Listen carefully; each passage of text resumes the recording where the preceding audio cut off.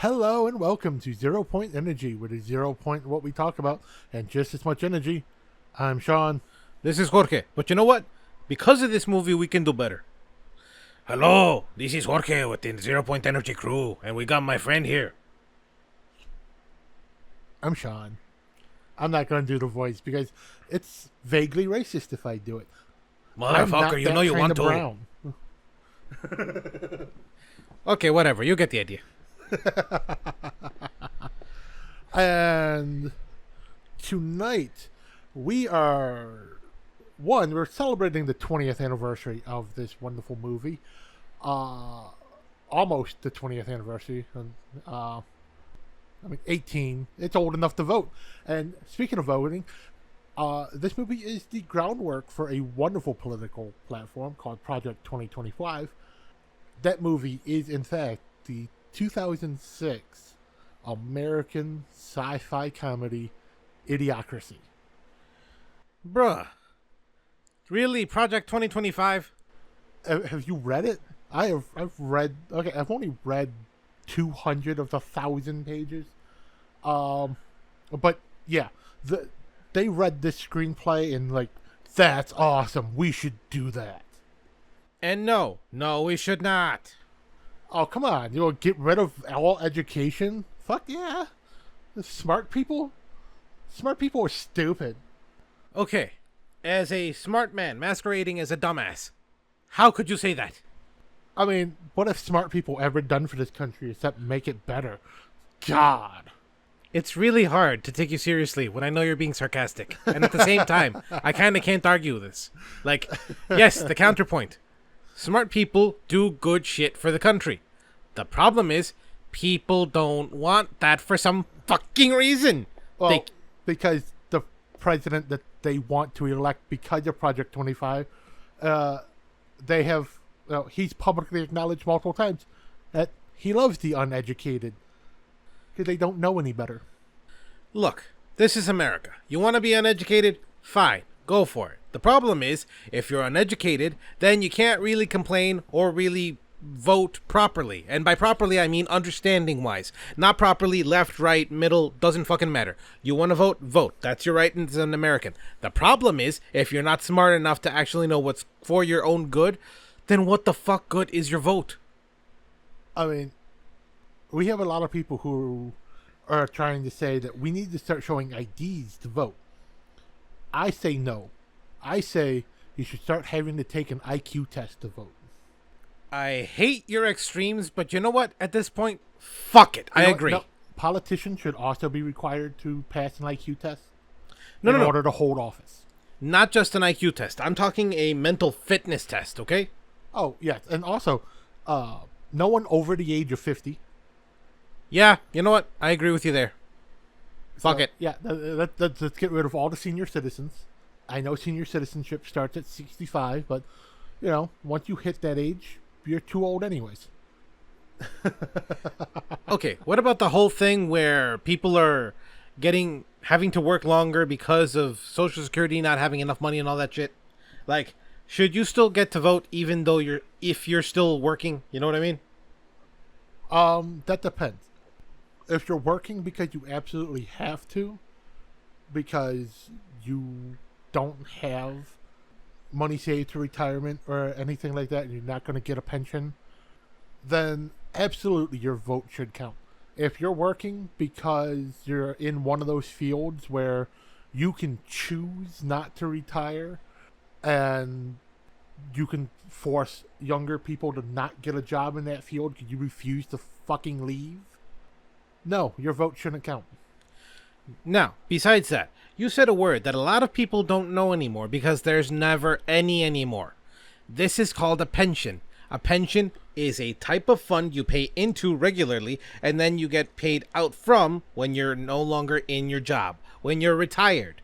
But you know what? Nobody has that anymore. Now the only thing we have, 401ks, and even those are bullshit. Well, we also have so many people who don't understand what retirement is. Like, so many people think being retired is just sitting around doing nothing. They can't grasp the concept of when you retire, you have free time. But it's not you sit around and do nothing. You have time to do whatever the fuck you want, and you can spend your money that you have been saving, i.e., your pension that you've been putting aside specifically so you can retire, so you can use it however the fuck you want. That's what retirement is. It's not going to a job anymore. It's doing what you want. If you've been a person all your life where you like to do some form of arts and crafts, you like woodworking, you like painting, you like writing, retirement is you no longer have to spend 8 hours or longer a day at a job. You can just spend your day doing the thing you love. Now, the thing is, there are different types of retirement plans in this case. 401k is one of them. Roth IRA. I don't know how to define them, I'll admit. I just know they're out there. Now, a pension specifically was something that you paid into little by little, working at a job. Most famous example I can think of is a railroad. You worked on the railroad, you paid partly into the pension fund, and then once you retired, you got paid out from, depending on how many years you actually worked in the job. The problem is, you don't get any of that shit anymore unless you work those old union jobs. You don't get them at all anymore unless you work a union job. And that's why so many companies are so anti-union, because they don't want people to have pensions. Because most companies, they have to match a certain amount of the pension. Like, they're the ones who are required to put some of your money aside for your pension. Yes, the problem is, nowadays, it's not employer-led. It's employer-sponsored, as it were. But at the same time, you have to know what you're doing in order to maximize your own money. Yeah, and that's a failing of the education system, which is another reason why these people want to get rid of the education system, because the more educated people are, the more likely they are to be able to understand this stuff. We are literally living in an age, at least our generation that I know of, that we have been the most educated, the most freedom of knowledge to learn, literally since the beginning of time. And basically, if somebody goes with this plan, we will be giving all of that up. Every single person who died, every single person who wrote things down in order to pass things back to the generations so that you can actually learn, okay? We're talking religion. We're talking any kind of academic knowledge that you can think of. Even philosophy. Everything will be given up because people are too lazy to learn. And that's the thing. The whole Project 2025 thing is not being led by young 20-somethings, or, you know, they're not being led by Gen Z. They're not being led by Gen X or elder millennials or any of that. They're being led by people in their 50s, 60s, 70s, the end of the boomers. Now, these people are going to die anyways, so the question is, why? Okay? Why would they want to leave the world so much worse compared to the advancements, to the knowledge that they were given? They're going to die anyways. There's no point in this. And it's because they think they're making it better again. They're making it the way it used to be. You know what the way it used to be? There used to be a tax rate of 85% on the wealthy. It was almost to 92% before Ronald Reagan took presidency. I was about to mention. Then it went down to 60%, and it's only gone down since 1981. Since Ronald Reagan became the presidency, the tax rate on the wealthy and on corporations has only ever gone down. Not just that. The doctrine of, fair and balanced reporting, that also was a Reagan undoing. Yeah.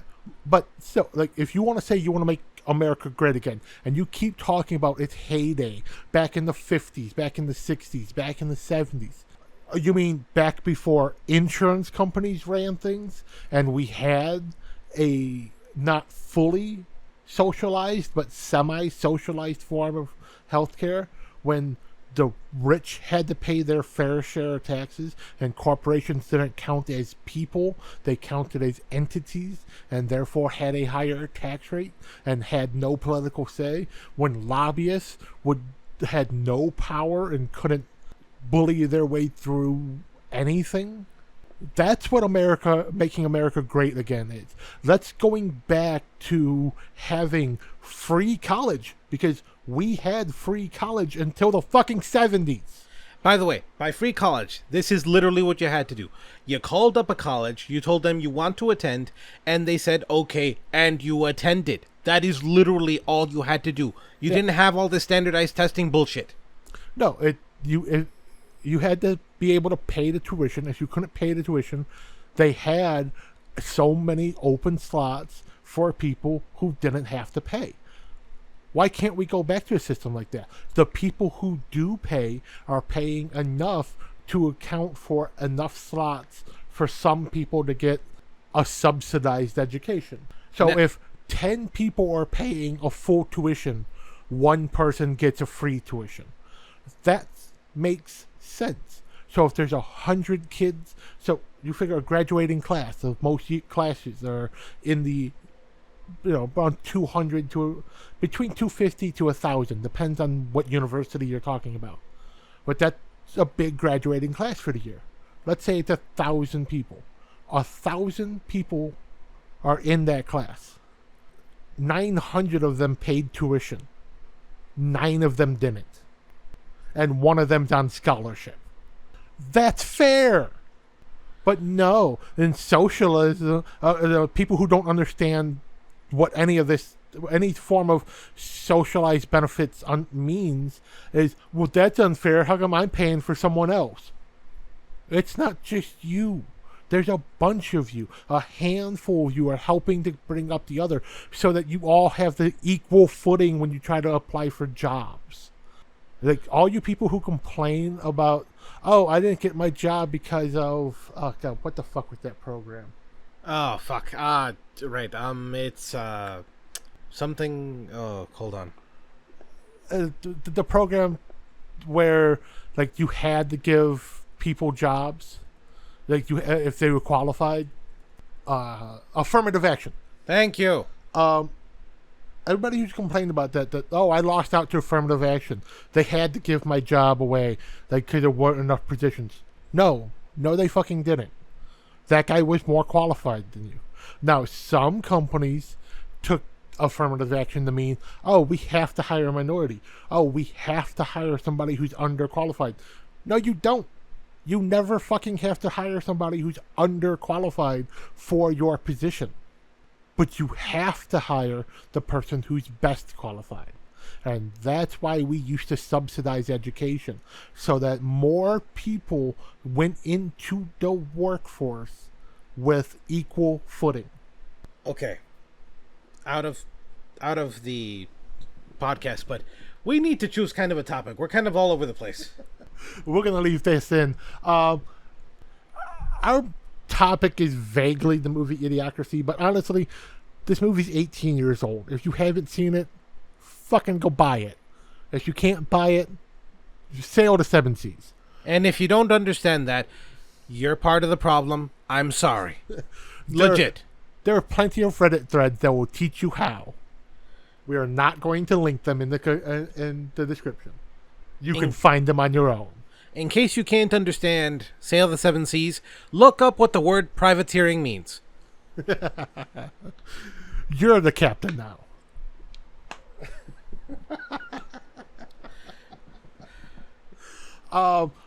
As far as topics go, I mean, this is going to be a rant. It's already a rant, and we're still in the introduction.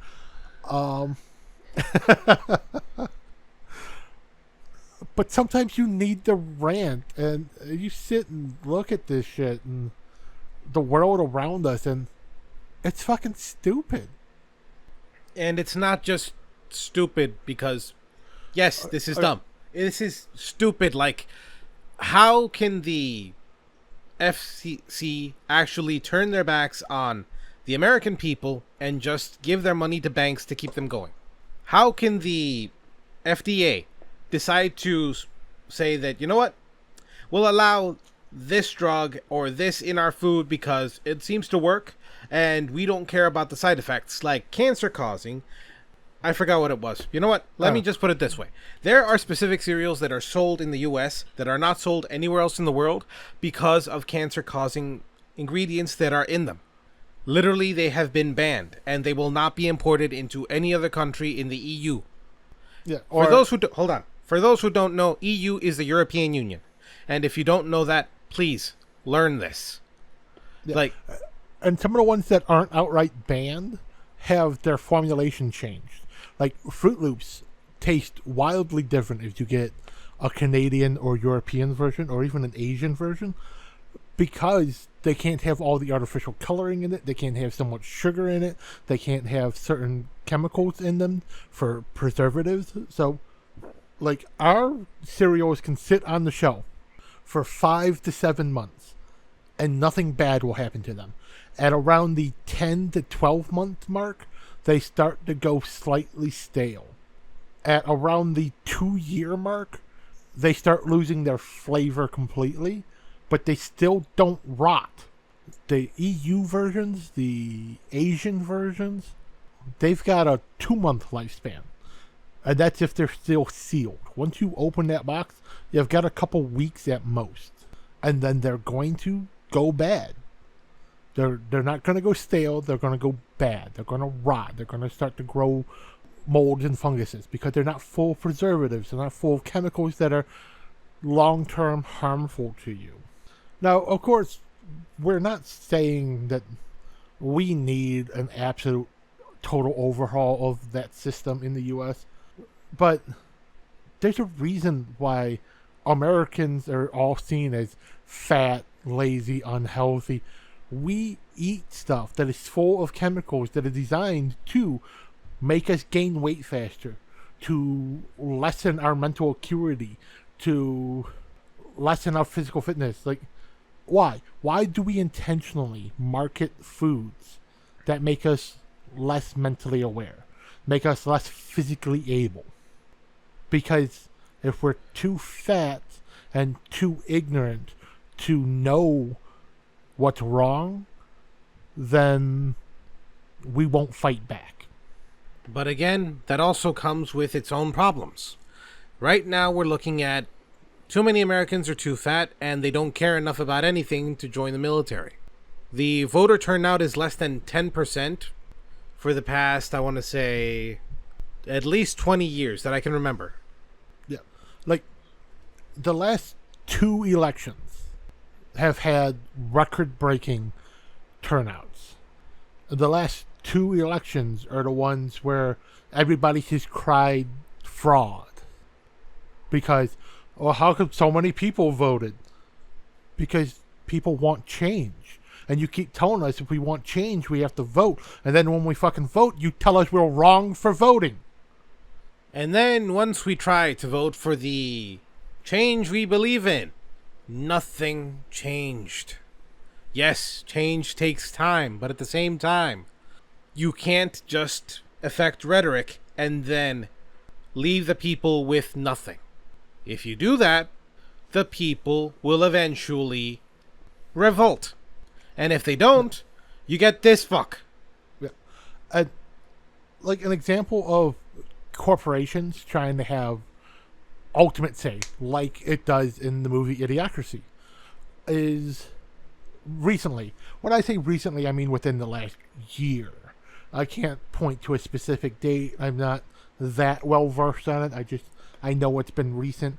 There was a politician from South Carolina who was having a like an open house meeting, and he was talking about jobs and stuff coming into the state and these big mega projects and stuff that bring in jobs and stuff, and he was saying that his constituency, the people who elected him to office, don't want that.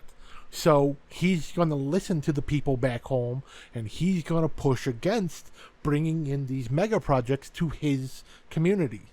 And one of the people in the audience literally pointed out, like, so Are you saying that you shouldn't listen to the Department of Commerce and uh, the business backers and the businessmen and Lobbyists. all the lobbyists who are familiar with how these contract processes work and how to get these medical projects? You're saying you shouldn't listen to them? You should listen to the average uneducated Joe from back home?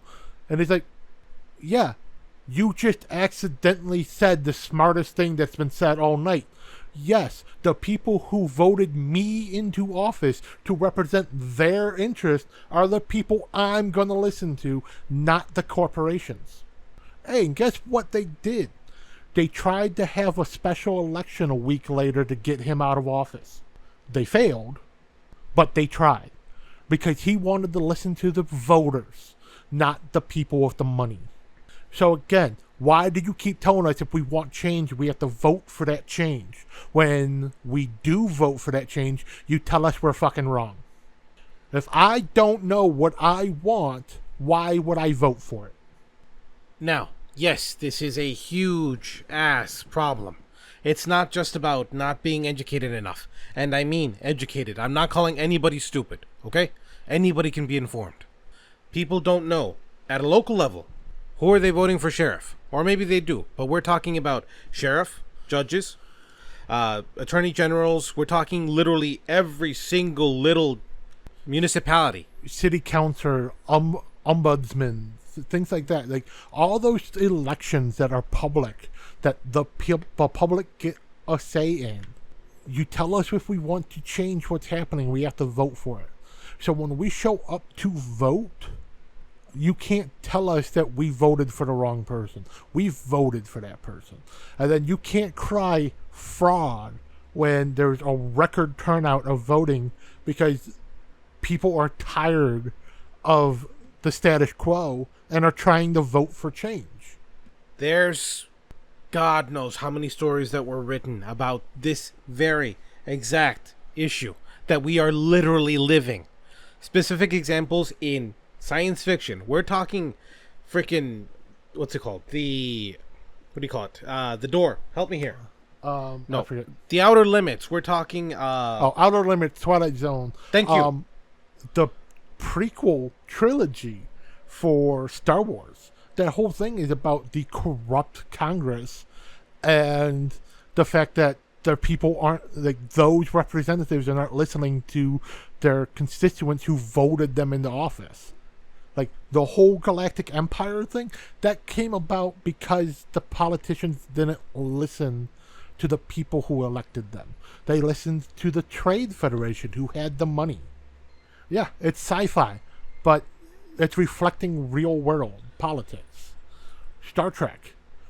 One of the big events that happened in Star Trek was a war that happened because corporations started taking over food production and then deciding who got to eat. That seems eerily similar to price gouging that's coming from the corporations now so that only the richest people can afford to buy things and the poor people can't. So only the select handful get to eat. Or making sure that infants have very bad nutrition. Literally, Nestle decided to take their formula to less developed countries. It seemed like a good thing until everybody started using the formula. They jacked up the price, and now most people can't use it, and the people who did have now dried up in terms of their mammary glands. And they can't use their own milk when they used to. Even in the U.S., we had a mysterious shortage of baby formula that just happened. And then when formula came back in the shelves, there was no longer a shortage. They're overstocked. They have too much. But for some reason, because we have too much, the price increased 250%. A can of formula went from $50 to $170. Now, in case you didn't take economy or you don't know anything about economics, when there's scarcity, the price goes up. When there's a surplus, the price is supposed to go down. So, yeah, it made sense when everybody was having supply chain issues and the prices were going up because there wasn't enough to stock the shelves in the stores. As soon as they started having an overabundance, that price should have went back down. It shouldn't have kept increasing. And now people need to buy it and they don't have a choice.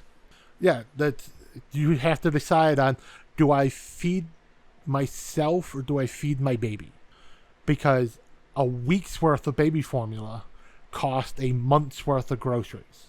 Because, yeah, those cans of formula don't last that long.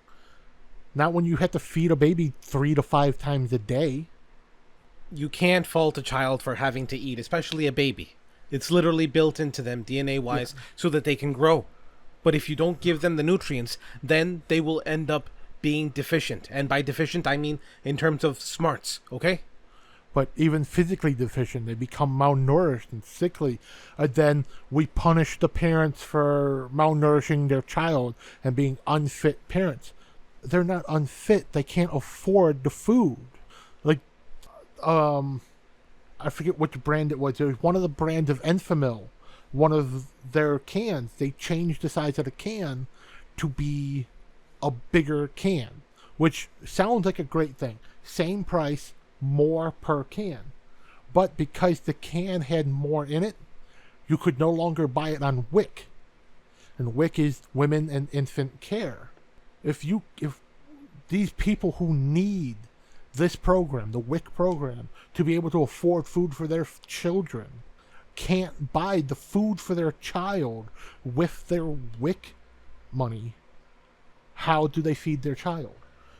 And you see this happening more and more. Companies intentionally changing the sizes, but the WIC program only accepts between X size and X size. And the stores no longer carry that size because the manufacturer no longer makes that size.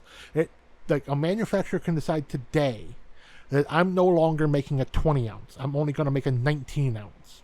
But the special program that gives you a coupon so you can save money only works for 20 ounces or larger. It takes months for the program to change its coupon. And it takes legislature, and it takes meetings, and there's all kinds of bureaucracy that goes into changing what the program can accept. But a manufacturer can say today, stop making the 20 ounce, make a 19 ounce, and just stop delivering the 20 ounces, and only start sending out the new 19 ounce cans. And now you got to wait 6 months to a year before you have a new coupon so you can get your new sized can. That's 6 months to a year of you spending out of pocket for something that's as much as a car payment. That's partial rent. That's a utility bill. By the way, for reference, a typical car payment now is about $1,000. And that's per month. Yeah, let's see, I'm remembering back in the day when I had car payments when it was $350 and that was a high car payment. Yeah, things have changed, unfortunately. Like, I thought when I bought my 2004 Dodge Durango back in 2007 that I had a shitty car payment because I always had a fucking 7.5% and it was $375 a month. Now, I go looking for a car, like I'm going to need to get myself a new car in the next year. I'm praying to fucking find 15% and about $600 a month. That's hoping. That's what I hope to find as a low, affordable thing that I could still barely afford. Like, that's an entire paycheck for me. With a job that pays $25,000 a year. Now, some of you may say, get a better job. Have you looked at the job market? There are plenty of jobs out there, and guess what? From personal experience, nobody is hiring. And the people that are hiring, like, I've run into this program, and it's something that I mentioned earlier. You have older people who don't understand what retirement is, who refuse to retire, who refuse to leave their jobs. So, like, there's a position that I am more than qualified for. that my manager wants me to take this position. The only reason I can't is the old man who's currently in the position, who only works part-time. He only works 6 hours a day, 5 days a week. So he only works 30 hours a week. He doesn't want to step down. He doesn't want to move to a different position. He doesn't want to step down to a lower position. And he doesn't want to retire. So I work 50 hours a week. I'm qualified to do the job. Everyone in my company wants me to take this position. The only reason I can't is because the old man refuses to retire. Now, nothing against old people. You want to work? Fine. But at the same time, you were in a time where you didn't have to work as much and you got paid more in relative value. You don't need to work for the most part. For those of you that do it. You're literally in the same boat as the rest of us. Yeah, and that's the thing. They've even offered that if he would step down to like a regular position, like if he would step down to my position, like if me and him just switched positions, that he would keep the pay he's earned because he has been working there longer. He does have seniority as somebody who's been with the company for longer. He earns more money per hour. They're not going to take that from him. They're just going to take some of the responsibility away from him and give it to me. Somebody who's there more hours a week. So somebody who should have the extra responsibility. Yeah, that just sounds like pride. Exactly. And that's because he doesn't want to retire, but he doesn't also want to step down because he's an old man. And okay. I say old. I mean, I'm almost 40. This man is in his 70s. He's old enough to be my grandfather. So to me, that I'm justified in calling him old. He is beyond retirement age. Okay. Not to beat a dead horse with a stick, but at the same time, the job market out there is very, very annoying because people are lying about the jobs out there. There are literally dozens of things you can apply for, okay? Dozens of jobs. And you apply to every single one. I have. And I get no callbacks, no messages, no emails. I call back, they tell me they're not looking for any more. And then literally, I look the next day. The exact same job posting. It doesn't make a wee bit of sense at all. And then service jobs. It's like, yes, service jobs are almost always hiring. And by service jobs, I mean, like what I do. I work at a gas station. People who work in fast food, people who work in customer service, people who stock shelves at grocery stores, people who stock shelves at fucking Walmart, who drive delivery trucks. Those are service jobs. Yes, those jobs are always hiring. People need to get over their pride and be willing to do these jobs. But these jobs also need to pay more. Like the minimum wage needs to go up. And for everybody who tries to argue, well, if the minimum wage goes up, prices have to go up. Prices have been steadily increasing since the 1970s, especially since the 80s. Everything has been getting more and more and more expensive. The minimum wage, the federal minimum wage, has not gone up since 1977. It is $7.50. That is all any company is legally required to pay you in this country, because that is the federal minimum wage. State minimum wages might be higher, but guess what? Companies are allowed, especially if they're a multi-state company, they are legally allowed to pay you under the state minimum wage, as long as they're paying you equal to or more than the federal minimum wage. So I'm lucky. I get $15 an hour, double the current federal minimum wage. But you know what the cost of living is? The minimum cost of living is in my state of Illinois?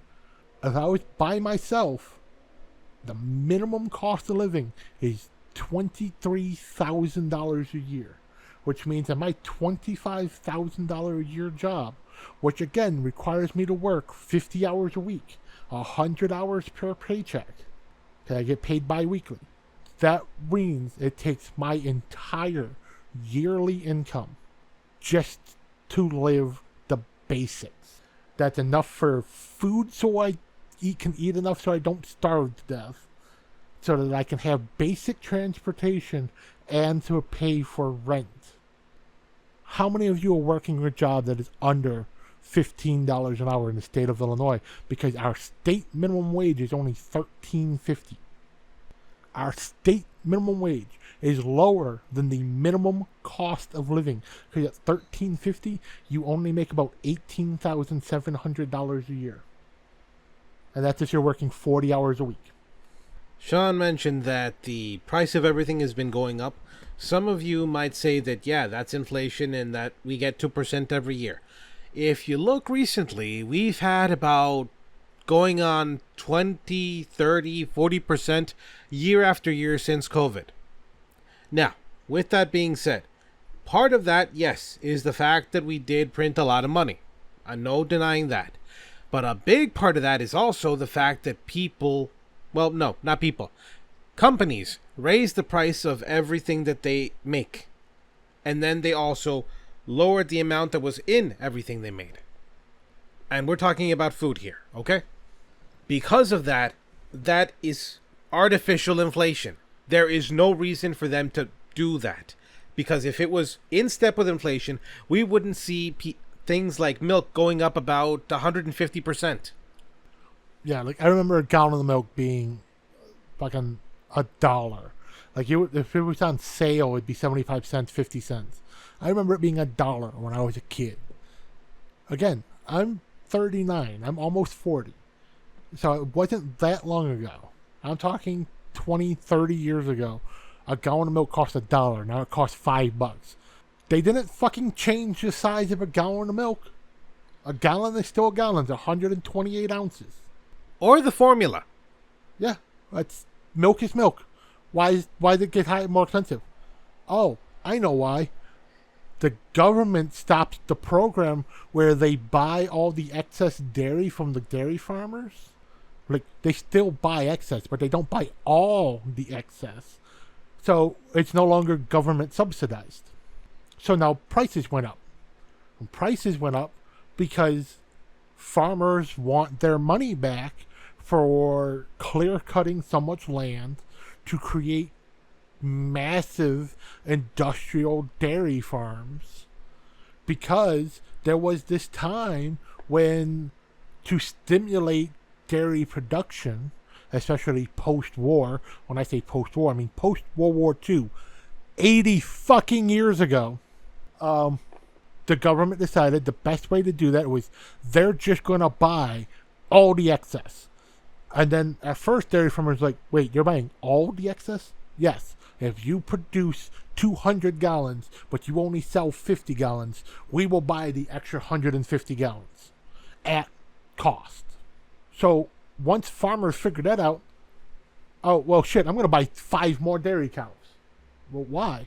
Well, I only sell 50 gallons a year, but you're going to buy all the extra I crank out. So if I crank out 1,000 gallons a year, that's, 750 gallons of profit that I make. Because the government is buying this excess cost. So these massive dairy farms started popping up through the 50s, 60s, 70s, 80s. And then you have the cheese caves. Well, milk was going rancid. How did we get the milk to last longer? We started turning it into cheese and butter. What do we do with these? We hollowed out entire fucking mountains to fill with barrels and barrels. Little train cars full of wheels of cheese. Just shove it in a mountain and leave it there. Whole semi-trailers full. Just drive the truck in, drop the trailer, and drive out. Fuck it. Let it rot in the cave. Because it did.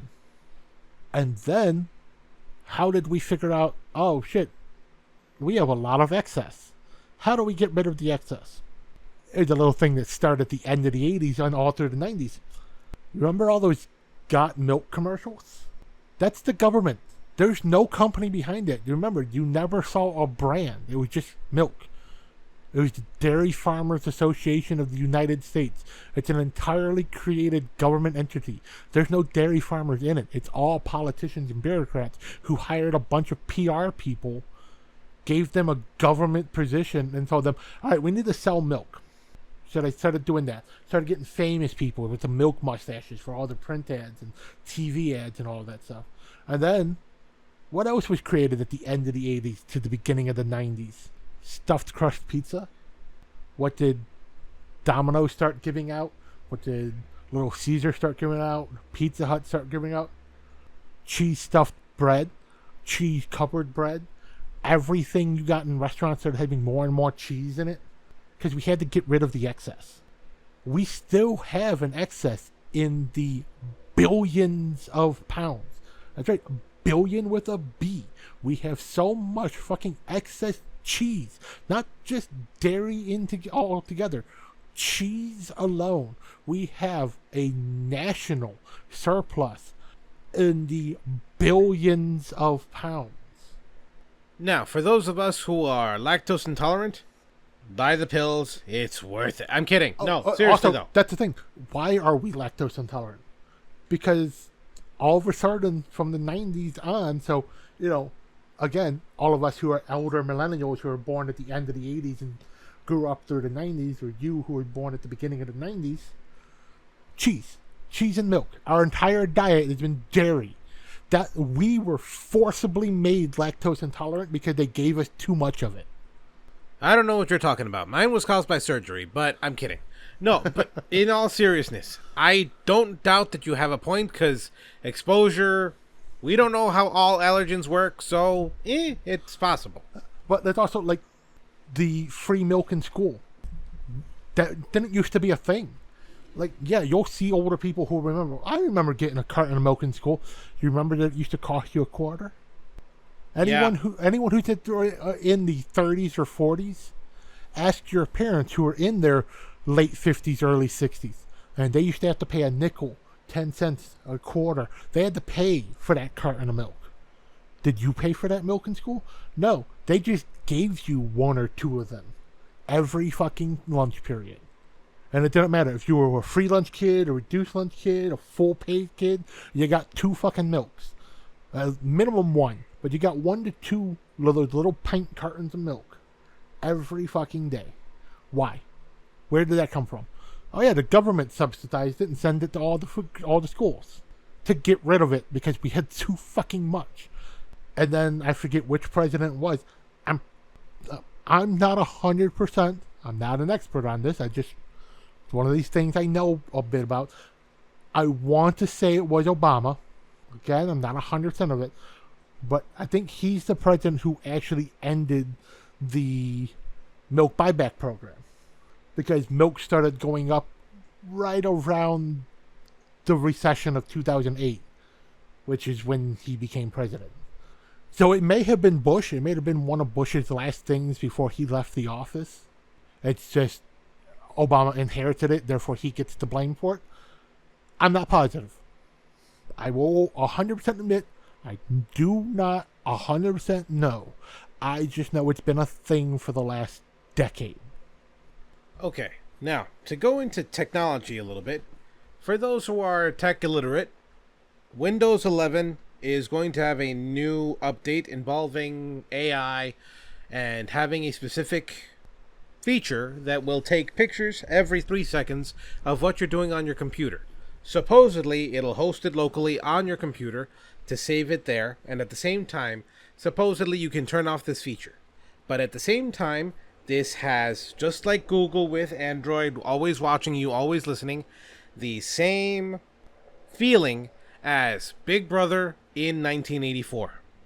We are literally basically entering the very dystopias that we were told to be afraid of. We have to resist. We have to stop this. Like, there are literally guides out there to de-Google your life. You won't be able to do everything because modernity requires a phone. But at the same time, at the very least, you can make it as difficult as possible so that you can try to control your life, your information. You had a right to privacy, and they are slowly, and by they I mean the government. We're talking technology. We're talking companies. They are slowly taking it away. When Snowden was specifically, what do you call it? He was supposed to be apprehended. He released the papers that showed that the CIA had the NSA had specifically been taking notes and copying every single communication by every single American without warrants, which was supposed to be illegal. Technically still is. But because of the, what was it, Patriot Act? The Patriot Act and the Homeland Security Act. Thank you. Patriot Act and Homeland Security Act, they can basically do carte blanche, whatever the fuck they want. As long as they say it's in the protection of American freedoms. Now, back in the day, they needed a warrant. Of course, they still did illegal shit because government. But at the very least, there was some balances, some checks to it. They could still be sued. Nowadays, good luck. I mean, who remembers the time when we still had landline phones and we used them all the time? And how many times did you jokingly have to remind your friends, hey, be careful what you say, they might wiretap my phone? And then we found out because of Snowden, oh shit, they actually did wiretap everybody's phone. And now we have devices, our phones, that are listening to us at all times. We literally carry the wiretap with us willingly. It's not a joke anymore. It became a thing. It used to be like, yeah, we joked that, oh, the government's going to wiretap us because I said something weird. And then, oh shit, they actually did wiretap us. Now, even after that, knowing that they were secretly wiretapping us, now they're publicly, they're outright, they're not even denying it anymore. Like, yep, your Google Assistant listens to everything you say. If you have a Google-based phone, it listens to you. If you have an Android and Alexa, it listens to you. If you have Siri on your iPhone, it listens to you. Cortana on your phone, on your Windows computer. Yeah, like all of those things. They all listen to you. They watch what you're doing. They track your GPS location, even when your GPS is off. Like, that's why you get targeted ads. Like, I have an example of that from about 2-3 years ago. Me and Jorge went to a concert at House of Blues. And I got there a little bit early because I took the train. I was waiting for Jorge to get off of work. So I walked around the area around House of Blues, Chicago. And I never once said out loud, that looks like a good restaurant. I walked past a couple restaurants. I saw their signs. They had the menus in the window. So I stopped to look at them. And I thought to my fucking self, you know what? That might actually be a good idea. I want to try that restaurant one day. The next day, my Facebook feed was completely full of advertisements for that restaurant. And I had suggestions for liking their Facebook page. Now, I'm not saying the phone read my fucking mind. What my phone did was, even though I had my GPS turned off and I had my data turned off, it still registered that I was in the area around House of Blues, found the restaurant that I was closest to, and sent me targeted ads because I was in the vicinity of this restaurant. Okay, yours is a little creepier than mine. Mine is specifically, I wanted to be able to get the training I needed so that I could volunteer to help feed the needy. Literally the next day, I got ads from different places that could train me to do this. You know, how to serve food safely and all that jazz. And I'm still getting them to this day. It's been about 6 months. I no longer want to actually do this because it's creepy as fuck. Yeah, and it's just because you happen to say it out loud in the vicinity of somebody's phone or your own phone, or you Googled it one time. And that's another thing when we're talking about Google and current technology trends.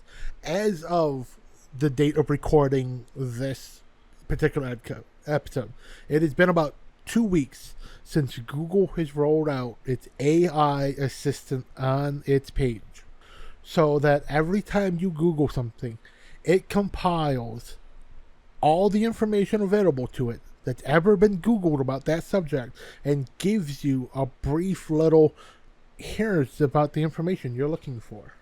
The thing is, it compiles all the information on that subject. So, all of those Reddit shit posts that are full of just crap information, all of that absolute bullshit on 4chan, that is part of your legit Google AI experience now. Not just that, okay? In the movie, okay, just to bring it back to the movie because it actually has to do with that. Okay, in Idiocracy, we have people who are very, very dumb and who cannot even operate or calculate things by themselves. Literally everything in their society is controlled by computers, from doctor diagnosis up until the economy. Or as they say, economy. Now, because of this, they have no idea how anything works. If you get lazy and start relying on only AI, and this AI, like Sean has said, uses every single source, 4chan, what do you call it, The Onion, things that are fake, and then gives you the result, you will trust it, not look it up yourself, and then you will make a mistake. Some of those mistakes have been, you must drink 3 pints of pee a day so that you can be safe. Safe from what? Having a kidney stone. You will induce one by doing this. Number one. Number two, if you ingest rocks, you can prevent kidney stones. That doesn't make any sense. These are literal, real. But it's the dumb shit post on Reddit that have 1 million upvotes because, oh, that's fucking funny. Because it's on a humor page on Reddit. But it has, 100,000 million upvotes. So Google is looking at that and seeing it as, oh, this must be a statement of fact because so many people liked it. That means it must be true. People like it because it's valuable information to them. Now, what we're talking about as AI nowadays, it's not really AI. It is literally just machine learning. Now, they are similar, but they're not the same. Machine learning is literally just making a huge logic calculation, and then it will understand the information and then present it to you, but it doesn't really understand. There is no sentience there. There is no calculation that allows it to actually differentiate between this is humor, this is stupid, this is fact. It's just, okay, you know what? A lot of humans said, like this, it must be true, throw it up there. And machine learning is basically, that's the form of AI that we're constantly like, oh, that's scary because it compiles all the information available to it when you give it access to the internet. And then that's usually one of the programs that comes up with the, oh, you know what the problem is? Humans. Because look at human history, which you have access to all of it on Google. What has been the leading issue, the biggest contributor to anything that goes wrong in recorded human history? Other humans. Therefore, when you have a purely logic-based machine learning algorithm, what does it tell you? Humans are the problem. No. And it will come up with solutions. If we had less people, this would work fine. Now, in terms of science fiction, again, supposedly the moment that an artificial intelligence learns about itself and actually gains sentience, the ability to think for itself, that's when we're fucked. Okay? From Sean's example, a algorithm purely based on logic is smart enough to say humans are the problem. That should be even scarier.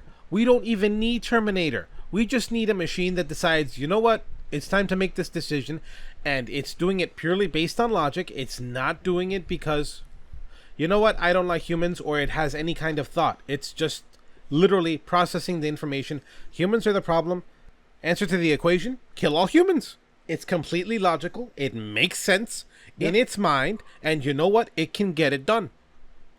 It doesn't even need to be smart. It doesn't need to be Skynet. It literally just needs to be America Online. That's a stupid realistically, example, but you know what I mean. I mean, it's a great example because America Online, the only reason it failed was because people. Please don't tell that story. Please. What? Please don't tell that story. Please. What story? The story of how because they sent out billions of those free trial CDs to people that the company literally failed because nobody ever had to pay for America Online, the paid service. Okay. Like, you know how many of the 1,000 free hour discs I had in my house? How many? I had 700 of them. I got one mailed to me at home and at work every fucking day. I did not request them. They would come with different things that I was having delivered. They would come to my home, they'd come to my work when I worked in the factory. At one point, I had a pile of them so big that I would literally play with them like they were fucking Legos. And yes, I was a teenager doing this. But I had so many of them that if I installed them all on my computer and America Online was still a viable, functional browser to this day, I would still have hours left of free trial. Okay, now, to be fair, America Online is still a company. It's still out there and working. The thing is, they are still using dial-up internet. I am not kidding. Look it up. Now, the places where they mostly still serve are the boonies, farms, okay, who still have phones, landlines, but who don't have anywhere near any connection to any internet. Because they literally can't. You're right. Now, like I was saying, they still exist. Oh yeah, there's a thing in the news recently. There's a place in Southern Illinois. There's also a couple places in California. Like, everyone in these little small towns, they still have landlines. Like, cell phones don't fucking work there at all. There's no cell coverage. No one's ever thought to install a cell tower. Comcast and AT&T consider it so far out in the middle of nowhere, they refuse to run fiber cables there.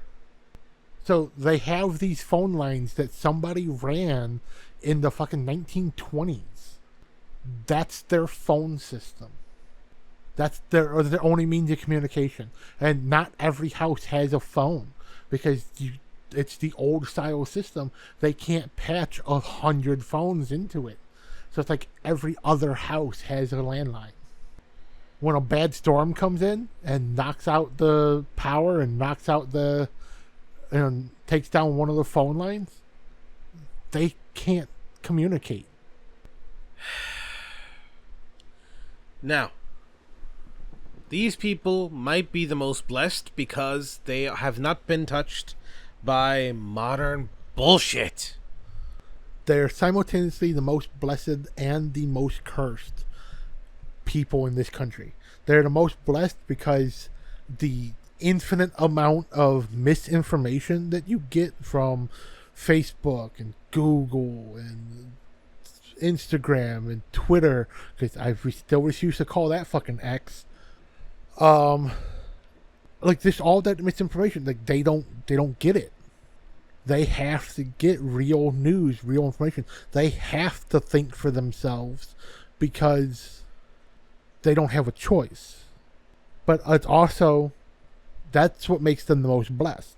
But what makes them the most cursed is they don't have access to modern communication techniques. So, like, if something major happens, they don't get those instant alerts like we get. Like, if a major storm is coming through, we all get these weather alerts on our phones. They don't get those. Your house phone, your landline, does not ring with a message from the weather service saying a tornado is going to hit in your area. There's a flash flood warning for your area. If their sirens don't go off, they don't know it's coming. Those are the old ones that are actually activated by the wind then. Yeah. Fuck. But like, even the like Amber Alerts, they're technically their parts of the state would be the best place to hide out because nobody could call it in. Can we stop giving people some of this info, please, bro? That's why I'm not mentioning specific cities and stuff, but I'm just saying, fine. like, those people never get those alerts unless they're staring at their fucking TV. And the thing is, people who live in small towns like that, they work. Those people who are outdoors working all day for long hours, they ain't sitting at home staring at their fucking TV all day. They're not sitting on a computer where they can get this information. They're doing physical labor jobs. They're working fields. They're working out on the road. They're working out in their yards, on their properties. These are people who have farms or just people who have big acreages that, you know, even if you just a house and you just have this massive property, you still have a lot to do every day. Like, you're not going to cut all that grass in one day. You're going to mow this section on this part of the week. You're going to mow this section of this part of the week. And when you get done, time to start over again beginning of next week. It's, 7 to 10 hour day of just taking care of your house. And that's a weird part of what people want to go back to when they say, let's make America great again. Let's make people housewives and make you have to take care of your home and that, not have education, not have access to certain things. That's not better. I mean, it's good if that's what you want. That's not better, though. The point is to have the freedom to choose what you want to do. If you want to live that life, find those places, go for it. Nobody's stopping you. You want to live that kind of life? It's a good life. People lived it before us. And you know what? Go for it. There's nothing stopping you. The problem is they're trying to force it on everyone. And there is, technically back to the movie, there is a limit to freedom. When you give everybody the absolute freedom to do whatever they want, anytime they want, you end up with idiocracy. It's too much freedom. No government oversight. Everybody does what they want when they want. And then you end up with, well, I want to watch TV all day, every day. Okay, then watch TV all day. But what happens if I just sit and watch TV all day? Oh, well, we're going to put advertisements on your screen, and we're going to make money off of you watching TV. Well, how do I make money? Well, if you wear this jacket that has our logo printed on it, we will pay you every time you actually get up and walk past a camera. Well, where are the cameras? Everywhere. Like, people, like, it's literally fucking, the real world streamers. The people who walk around. The people who have the camera rigs on, like, the vest and stuff, and they walk around in the world, and they're literally getting paid to go live their life. That's the world of idiocracy. There are cameras everywhere watching everything you do. So as long as you wear the branded clothing that has the logos on it so that you accept that your corporate overlords are financing your entire life, they'll keep dumping money into your bank account that you can spend to do stupid shit, to do whatever the fuck you want, as long as you shop in their stores, because they own all the stores, because one company owns all the food production. Now it reminds me of Brave New World. Fuck. But, like, why did everybody have multiple massive buckets of chicken from the one chicken restaurant? Because they're getting paid to always have those buckets where they could be seen by the cameras. So they're piled up around their chairs. Why did everybody have the big tank of soda in their house with the little mouthpiece to suck on? Because they were getting paid to get those deliveries. This is this, like, yeah. As things they don't mention in the movie, this is some of the dumb lore stuff of if you actually really, really pay attention to the movie, or if you look up the original screenplay, or even some of the lore that Mike Judge put down for the movie, this is how you learn some of this stuff. So, yeah, okay, I'm talking about the movie, but we're seeing this shit in real life. Like, I have seen Twitch streamers who have these massive, like, cups of energy drink that they're drinking. And why? Because they get paid to have that cup in the stream with them. They get paid to have it filled with that flavor of that liquid for that day. Look, basically, same as we've said before, the world is fucked, but it doesn't have to be. Make good choices. Read something. Look up what we've talked about. This movie, freaking 1984, Brave New World. Look up literally every fact we've thrown in there. Animal Farm. Animal Farm. Oh God, Animal Farm. Anything by Robert Heinlein. I am hoping by reading these, hell, you don't even have to read them. Audible, there are audiobooks. Look them up on YouTube. We'll take it to an even further level. We will dumb it down to the point of Idiocracy. A lot of these things have been turned into movies. Most of them have been turned into really good movies that actually follow the book. Find the movie. Even if you find the shitty version, it still tells you enough of the plot that you get it. Again, we are not experts on any of this stuff. We are not meant to be a source of information. We're just two dudes talking. We are legit average Joes. We have day jobs. We work 40 hours a week. This is us ranting, blowing off steam.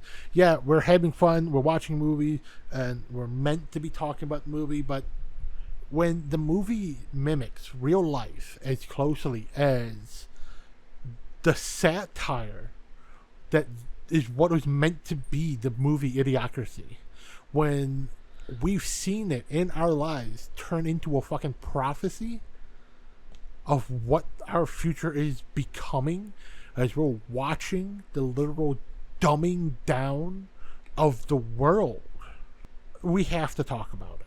And we go on this rant about it. But again, we know what we know because we take the time to look this information up. We've both studied different things. When you hear me going off of a rant on stuff, you hear Jorge saying that I have my extremes. My extremes are because I look up information. Jorge has his extremes. He looks up information. Neither one of us 100% accept what the other person is saying as absolute fact. Jorge has fact-checked me. I have fact-checked Jorge. Well, we gladly accept you to fact-check anything either one of us has said. Put it in the comments. Send it to us on Facebook. Send it to us on Twitter. Send it to us on Instagram. Send it to us on Reddit. We now have a subreddit for the podcast. Link below, literally. Yeah. Let us know if we're wrong. Fact check us. Because we will read it. Because we like being fact checked. We want to know when we're wrong. But don't just say, oh, you're wrong. You don't know what you're talking about. Give me a link. Tell me why. Give me an actual reason that I'm wrong other than I just sound like an asshole. Because I know I sound like an asshole. God knows we sound like assholes. Like, legit. We know. We are assholes. I fucking hate myself sometimes. Yeah, we know we probably got some of this shit wrong. Or we only have half the information. Correct us. Tell us we're wrong. Let us know. Let us know exactly why we're wrong. We will accept it. We are assholes, but we are humble. Okay? We will learn. We want to learn. We want you to learn. Challenge us. Challenge yourselves. And, you can look in the comment section of our other videos. When people have given me a correction, when they've given information to tell me why I'm wrong, or to fix something that I didn't know, and they gave me information that is new to me, I will usually take the time to thank them for enlightening me. Thank you for giving me more information, or thank you for correcting bad information that I had. But if all you do is tell me I'm wrong, I'm going to say, well, why? Tell me why I'm wrong. What did I say that was wrong? At what point am I wrong? Like, a good example of that is we did an episode on Power Rangers. And I had a comment where, like, oh, you guys obviously aren't real fans of Power Rangers. You have no idea what you're talking about. Well, what don't we know what we're talking about then? Enlighten me. Tell me what I got wrong. Don't just tell me I don't know anything about a franchise because I'm talking about my opinion on a movie that came out 30 fucking years ago. Yeah, it's an old movie. It's almost 30 years old at this point. You can't tell me I don't know anything about this franchise when I'm talking about my opinion as an almost 40-year-old man for a movie that came out when I was 10. And for something that was lived. Maybe we don't remember it correctly. Or maybe we don't even remember everything that happened after. But then, also on that same video, there was somebody who commented, we got the order of the different Power Rangers shows wrong. We were talking about them at one point of the movie, and just in our kind of talking about it, we talked about this show came, and then this show, and then this show, and this show, and this is what kind of informed the future of the franchise. Somebody corrected it was actually this one, then this one, then this one. And I commented and I go, thank you for that. I didn't know. And I honestly didn't. I did not know that was the proper order. But that's because I'm an American. I watched what it was released in America. I actually looked it up after they listed that order. That's the original order. I've not watched the Japanese Sentai shows that Power Rangers are based off of, so I don't know the proper order of some of them because they were released out of order in the U.S. But I appreciate you giving me information I did not have. And that's what we want from the people who listen to us. You don't have to be a fan. You can absolutely hate every fucking word we say. You want to correct us? Correct us. Don't just tell us we're wrong. Don't just tell us we're stupid. We know we're stupid. We know we're probably fucking wrong. We are highly intelligent, highly educated people who fuck up on a daily basis. We know. Tell us what we fucked up. I believe it was Socrates who said, the first step to being wise is knowing you don't know shit. That sounds like something he would say. You know I'm paraphrasing, but you get the idea. Look, point is, we all got a lot of shit to learn. And you know what? If you stop learning at any one point, you're a dumbass. You always learn, every single day. And if you're tired of learning, then I'm sorry to be you. I'm sorry that you'd think that. And that takes us perfectly back to our movie. In Idiocracy, people stopped learning. They stopped caring. They stopped wanting to learn. They just accepted that there's other people who are smarter than me, so they must know what they're talking about, so I'm going to leave it in their hands. Well, what if those people are wrong? If you have nobody ever fact-checking other people, if you have nobody ever telling people that they're wrong and explaining to them why they're wrong, then the wrong will just keep being right. The best example of that is in this movie. They're growing crops with Brawndo. It's basically Gatorade because it has electrolytes. Everybody keeps going, what plants crave electrolytes? That's what makes it good. And they're not putting water on any of the crops, and the crops are drying out. The soil is drying out, and they're basically in the middle of another dust bowl. Well, here's the thing. That is actually based on real science. It's something we know for a fact today. Plants actually do need electrolytes to grow properly. But that's the thing. The electrolytes they need to grow is mixed in with the fertilizer. It's naturally occurring through decomposition. It's something that happens when you properly rotate your crops and till your soil and prepare the field for the new yield, the new crops. As long as you're properly maintaining your fields and using the proper mix of fertilizers and manures and you're changing your crop rotations, the electrolytes are already there. They just need water to activate them. So yes, plants crave electrolytes. But you can't just dump an electrolyte infused liquid on them and say, well, that's good enough, because they'll die. It's the same thing with people. There are lots of people who they just refuse to drink water. They think drinking Gatorade and stuff, were like, oh, well, it's a sports drink. It's a nutritious drink. You can drink it. And yes, you can. But you can't drink it in place of water. You'll get bad skin. You'll get a bad memory. You'll gain weight. There's a lot of things that will happen to your body because of the excess of electrolytes. Because you want to know what electrolytes are? So, it's sodium poisoning. You will permanently injure your body by overindulging in electrolytes because you are slowly giving yourself sodium poisoning. And you're probably going to end up with a couple of kidney stones. Yeah. And a great example of, technically, again, the dumbing down of America and products coming out that prove the stupidity of the world is Gatorade water and Body Armor water. You know what those are?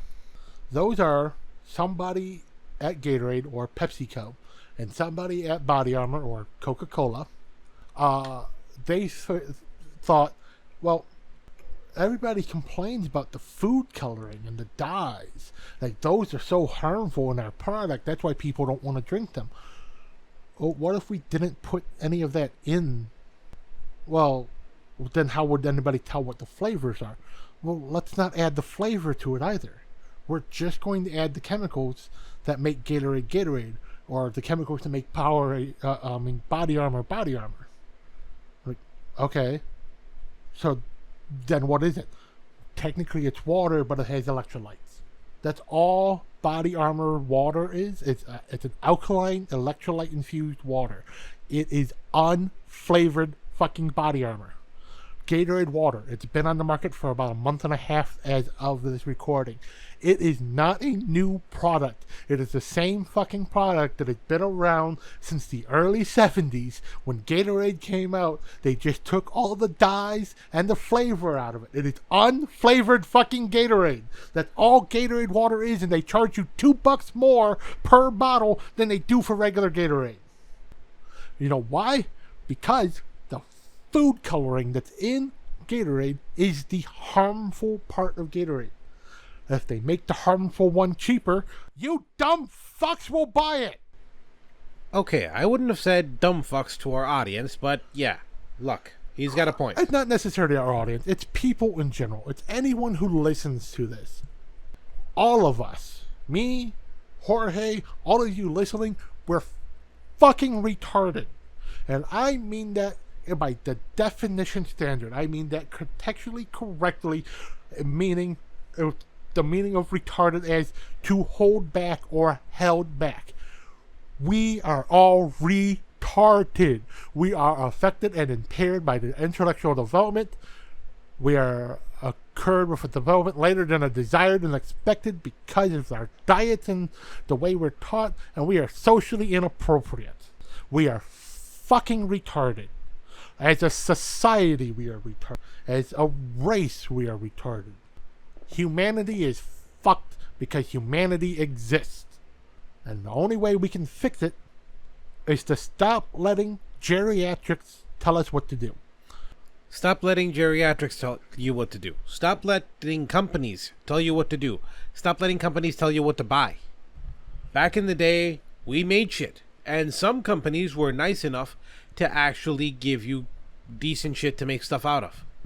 I remember stories of back in the 30s when there was literally no money, there was nothing to make dresses out of. They had burlap sacks of flour. And then when they had them, they would empty them and leave the sacks out. The mothers would come around, they would pick up the sacks and make dresses out of them for their daughters because there was no other cloth.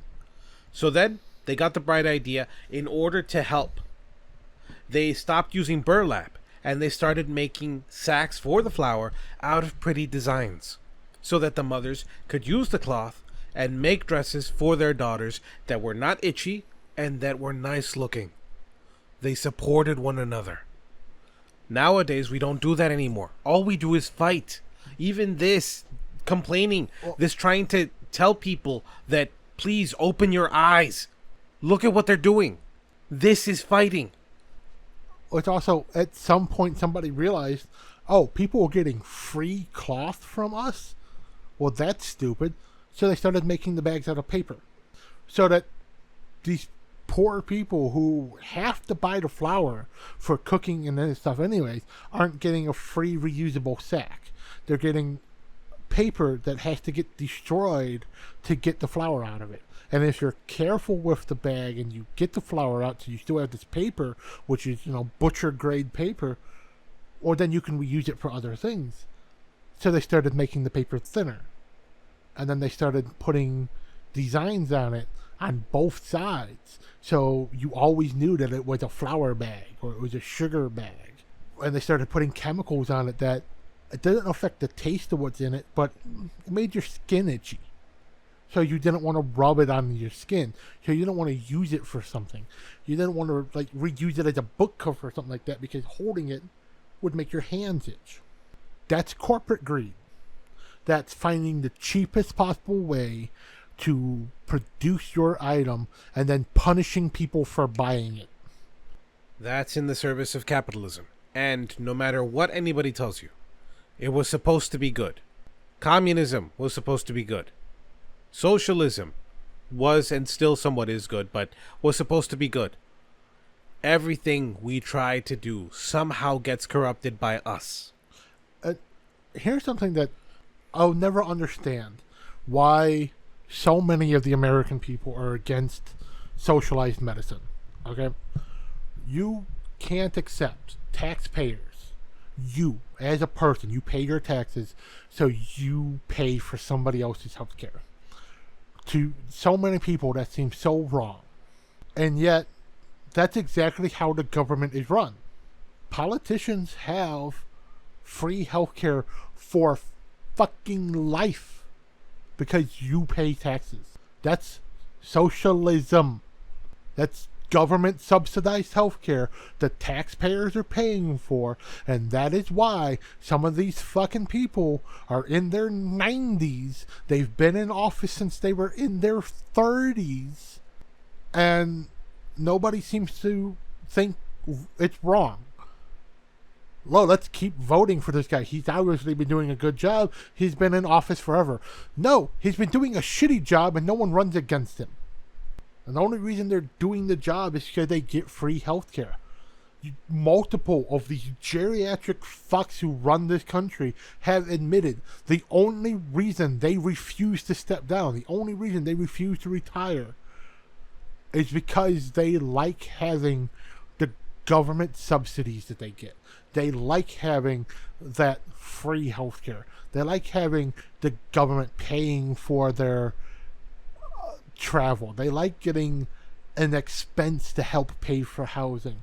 Like, a great example is when AOC, when she first got elected to Senator. She's a senator from New York or a congresswoman from New York? I honestly forget sometimes. No, she's a representative. Representative, so senator. No. Congresswoman?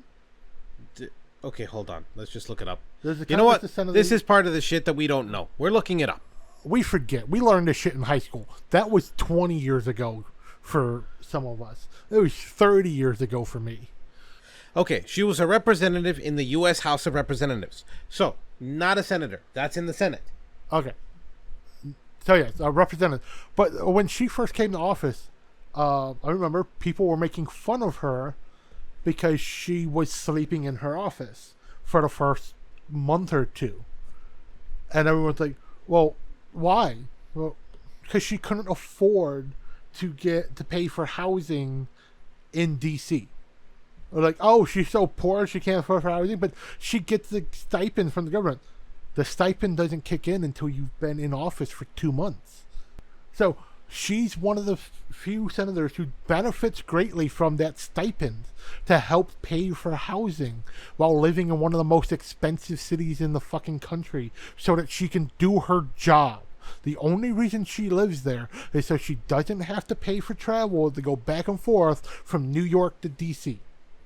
But how many people who are in the House of Representatives, who are in the Senate, who are in Congress, How many of those people travel back and forth from their home state because they get a subsidy for travel expenses? How many of them have a house or a condo or an apartment in DC while they also have a house in their home state because they get subsidized housing because they get a stipend from the government? Like, you cannot be a millionaire congressman who's also playing the stock market and usually cheating through insider trading, and still say, oh, well, I don't make enough money. You make more money than most other people. If you can't afford to live, well, maybe you should move to a cheaper city. Maybe get a better job. Huh? Take your own fucking advice. Instead of, well, we need a raise because I don't make enough money. No, you don't. You need a better job. Quit your job. Retire. Leave that job as a congressman, as a senator, as a representative. You don't make enough money? Leave that job. Get a better paying job. You lazy, entitled fuck. Because that's what you tell us.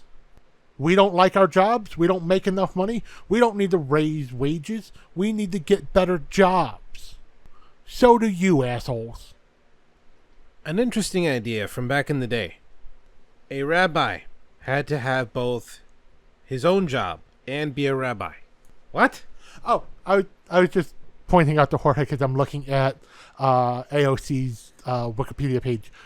Representatives are congresswomen.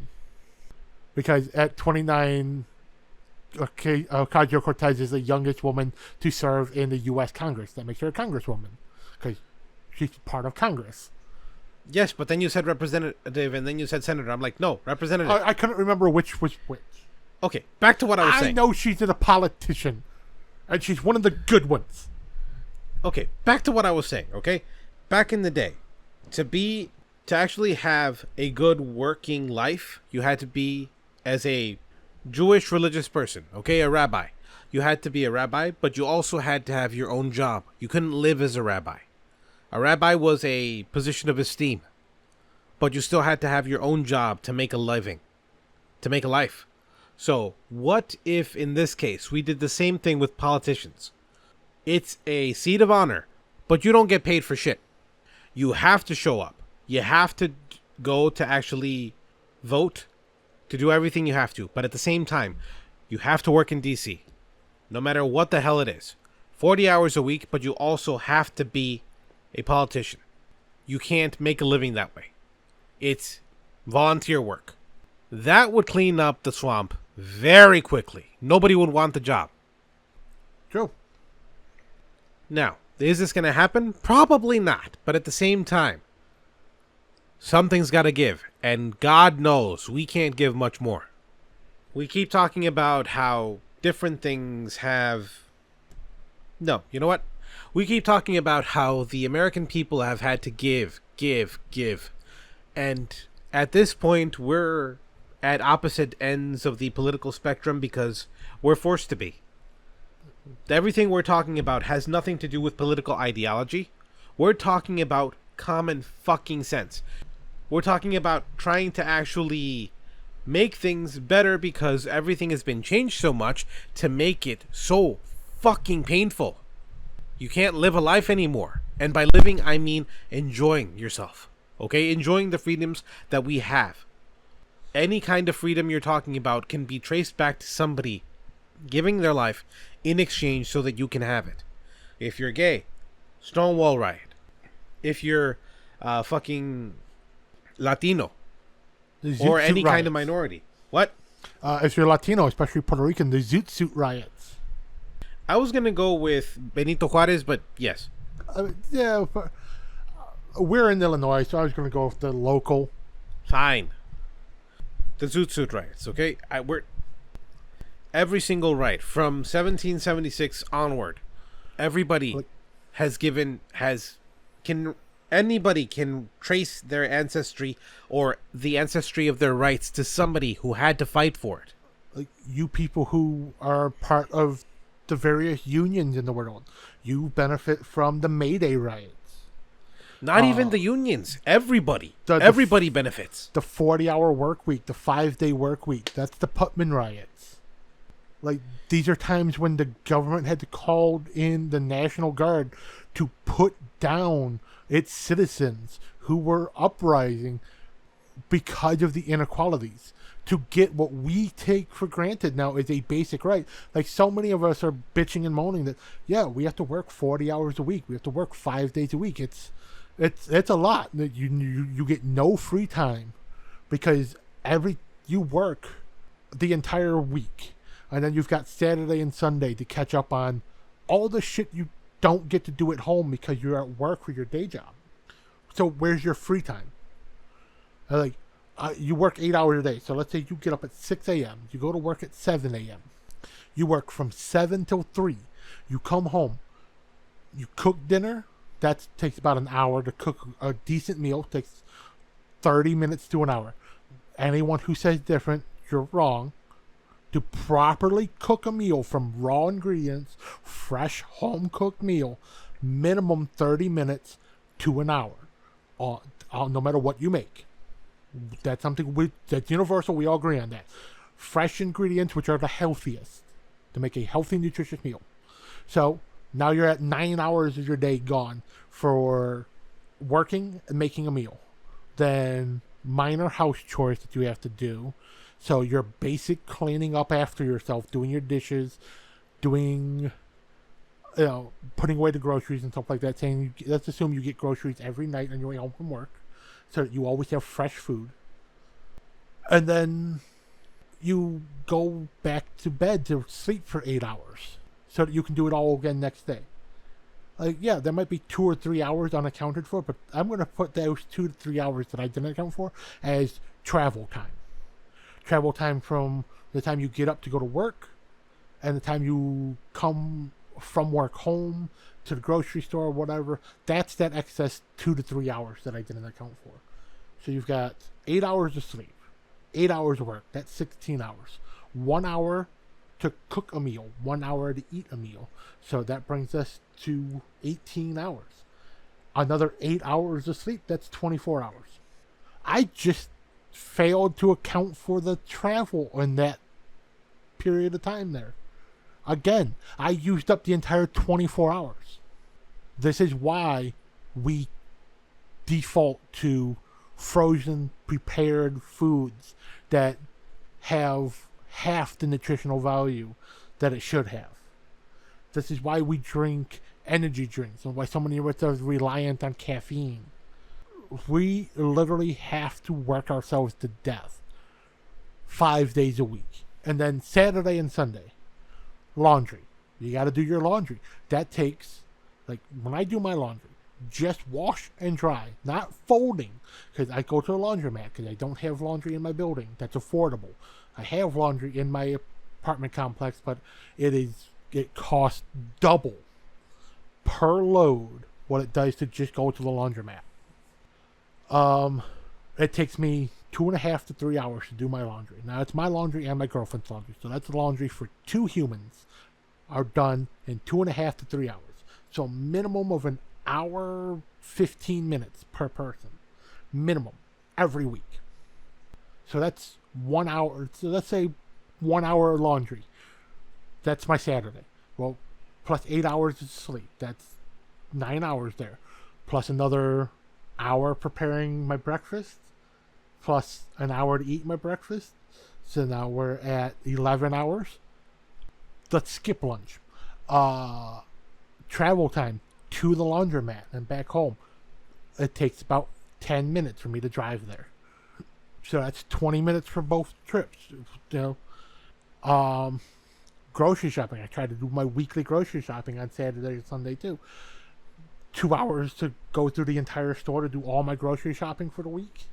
That's another 10-minute drive from the laundromat there, so that's 30 minutes in travel. I'm sorry, total of 40 minutes of travel. Let's make that an even hour. 2 hours shopping. We're at 15 hours already. Now I gotta cook dinner, gotta eat dinner, and then go back to sleep. And then Sunday, all that same amount of time, except we take out the laundry and the grocery shopping and we add in the vacuuming the house, changing the linens on the beds, because you don't do that the same day you do laundry because you want to keep your sheet on for when you so you can wash it. So you leave that one sheet on. So as I said, you're washing your other sheet. So on Sunday you change your linens. So you got changing your linens, vacuuming, dusting, dishes if you built up dishes from the night before, or just sometimes you have an excess, making sure you get all the trash out, cleaning your bathroom, your bedroom, your all of that, like your normal house chores that you have to do. People with an actual home with a yard, that your lawn care and all of that. You've just spent every waking moment working. Where is the free time? Where's the time with your family? There is no time with your family. Even the time when you're at home with your family, you're working. And people fought and died for your right to do that. To work every second of every fucking day of your life until you die early. And you better fucking be grateful for it. Because the second you raise your voice against it like I'm doing now, you're an ingrate. You're ungrateful, you're un-American, you're a horrible fucking person who deserves to have horrible things done to you. That's what our society tells us. That's wrong. That is wrong on every fucking level.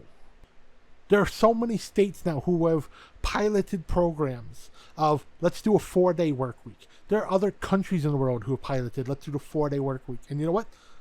It works. People are happier. People have free time. People are living longer. That's what we need. And as back to the medical part of it, the socialized medicine, the most of the rest of the world has socialized medicine to some degree.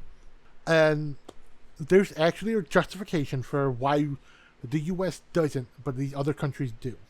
And that justification actually comes to something that this is one of the few times you'll hear me say this, but it's one of the few times that perhaps maybe Project 2025 and the Trump administration is semi-right about. Other countries can afford to have subsidized healthcare, socialized medicine, because they don't have to spend as much money on defensive spending because the U.S. pays extra. And if every country that is part of UN and NATO paid their fair share, instead of the U.S. paying the bulk of the funds that go into the UN and NATO, they couldn't afford subsidized medicine. But you know who could? We could. If every other country that has socialized medicine stopped having socialized medicine and paid their fair share to the UN and to NATO, like basically they paid the exact percentage that they're meant to, not the minimum but the maximum, then, or even if they paid the minimums, because a lot of them don't even pay their minimums, the US all pays the difference that they don't. If they paid their minimums like they're supposed to, they couldn't have socialized medicine anymore. But because the US has that surplus money, because we're not sending it overseas anymore, we could have socialized medicine. Those countries that have socialized education, free college for every citizen. Again, it's because they don't have to spend as much money on defense spending as by giving their minimum percentages to the UN and NATO. If they paid their minimum percentages and did not rely on the U.S. to subsidize that amount to pay the difference that they don't pay, they would have to stop those programs. But we could take that funding that we're sending and use it in our own country to start those programs. So, again, one of the few times I will ever say the Trump administration was doing something correct by demanding that the rest of the world pay their fair share and we stop funding them. But they didn't want to use that funding the way I just said. They didn't want to take that excess that we would have and start subsidizing our health care and start subsidizing our education. What they wanted to do is give themselves raises and cut taxes on the wealthy again. Now, besides medicine, personally what I'd like to do with that money would be to change the educational system, not end it. If anybody's ever heard of Montessori schools, they have a different philosophy. Instead of putting children in prison and teaching them what prison basically is, because that's what school is nowadays, literally prison, they changed the philosophy. People who have gone to Montessori schools have been leaders in their fields. I forgot the specific examples. I'm sorry. I will look them up and tell you, but the idea is that Montessori schools have a different way of instructing. Yes, they believe kind of less on formal education methods, which is what we're used to here, and more hands-on. They want you to learn not just what is in books, but they want you to learn how to cook. They want you to learn how to clean. They want you to learn life skills as part of your basic education. And a good example of some of the most famous people who are educated by the Montessori process. We have the founder of Google, Larry Page, and Sergey Brin. We have the devil himself, Jeff Bezos. Yeah. We have the greatest first lady ever, Jacqueline Kennedy Onassis. We have... You forgot Bouvier. I did forget the Bouvier, but that's okay. We have one of the most problematic people in the world at the moment, Sean P. Diddy Combs. We have Prince William and Prince Harry of... I forget their last name, but you know who I'm talking about. English royal family. Moving on. Julia Child, the most famous TV cook ever, who also loved butter. By the way, if any of you does not know who Julia Child is, but knows who the blonde, angry motherfucker from England is, please look up Julia Child. Look her up on YouTube. Lot better. Seriously. Lot calmer, too. Better on your nerves. Basically, it's the exact same recipes done the exact same way without all the swearing and a pleasant demeanor. Also, drinking a lot of cooking sherry. Which, if you get the good stuff, pretty good. Because there are a few episodes of her cooking show where she literally did one for the pot, one for me. I miss Granted, her. she's doing little, those real tiny little port shot classes, but it's literally one for the pot, one for me. And then she'd finish the recipe. So she wasn't getting blitzed, but she was getting drunk. A little bit. But you have the actresses, Sarah and Melissa Gilbert. Nobel Prize winner Gabriel Garcia Marquez. May he rest in peace, Gabriel Garcia Marquez. Former owner of the Washington Post, Katharine Graham. And Anne Frank. She was also educated in a Montessori type school. I mean, even Steve Wozniak, the co-founder of Apple, one of the leading tech... part of me wants to call him a tech bro. They're like one of the original tech bros of the 80s and 90s. 70s too. Late 70s, but yeah, 70s, 80s, 90s. He was a big proponent of Montessori schools. He didn't go to a Montessori school, but he supported their teaching method because they taught that hands-on, do things, have life skills, but also here's an actual education. Now, the main idea is it's not how the schools are teaching now. How this is the way to do things. This is the only way to do things. Fuck that right out the ass. Learn to think for yourself. They believed in things that are my style of education. It's what I do myself, and it's not how you got to the correct answer. It's the fact that the answer is correct. Okay, hear me out, and I'm being serious here. Also, a little bit the method, just to make sure that you can do it again and again. It's not exactly rotary. It's to make sure that you understand it. It's not just rotary. Your results should be replicatable. But yes. If the way you do it can give consistent results and the answer is actually correct, not close enough, or, well, you did the right formula, the answer is not right, but you did the right formula, so it's correct, which is what they do in schools now. I hate that. I firmly believe in come up with the right answer. Do it your way. As long as every time you do it your way, your answer is correct. Like, if I have an answer sheet in front of me and it says the answer to problem 2 is 5. And the goofy ass way you did it on your paper comes up to 5. And if you do it every fucking time that way and it always comes out to 5, I am going to accept that you are correct. It might not be my way, but you still got the right answer. And when I used to do a different job, I used to do resetting for a merchandising company. Jorge used to work with me. He can attest to that. That's how I used to train people. I would tell you the way you're meant to do it. And then I would explain to you, do it your way.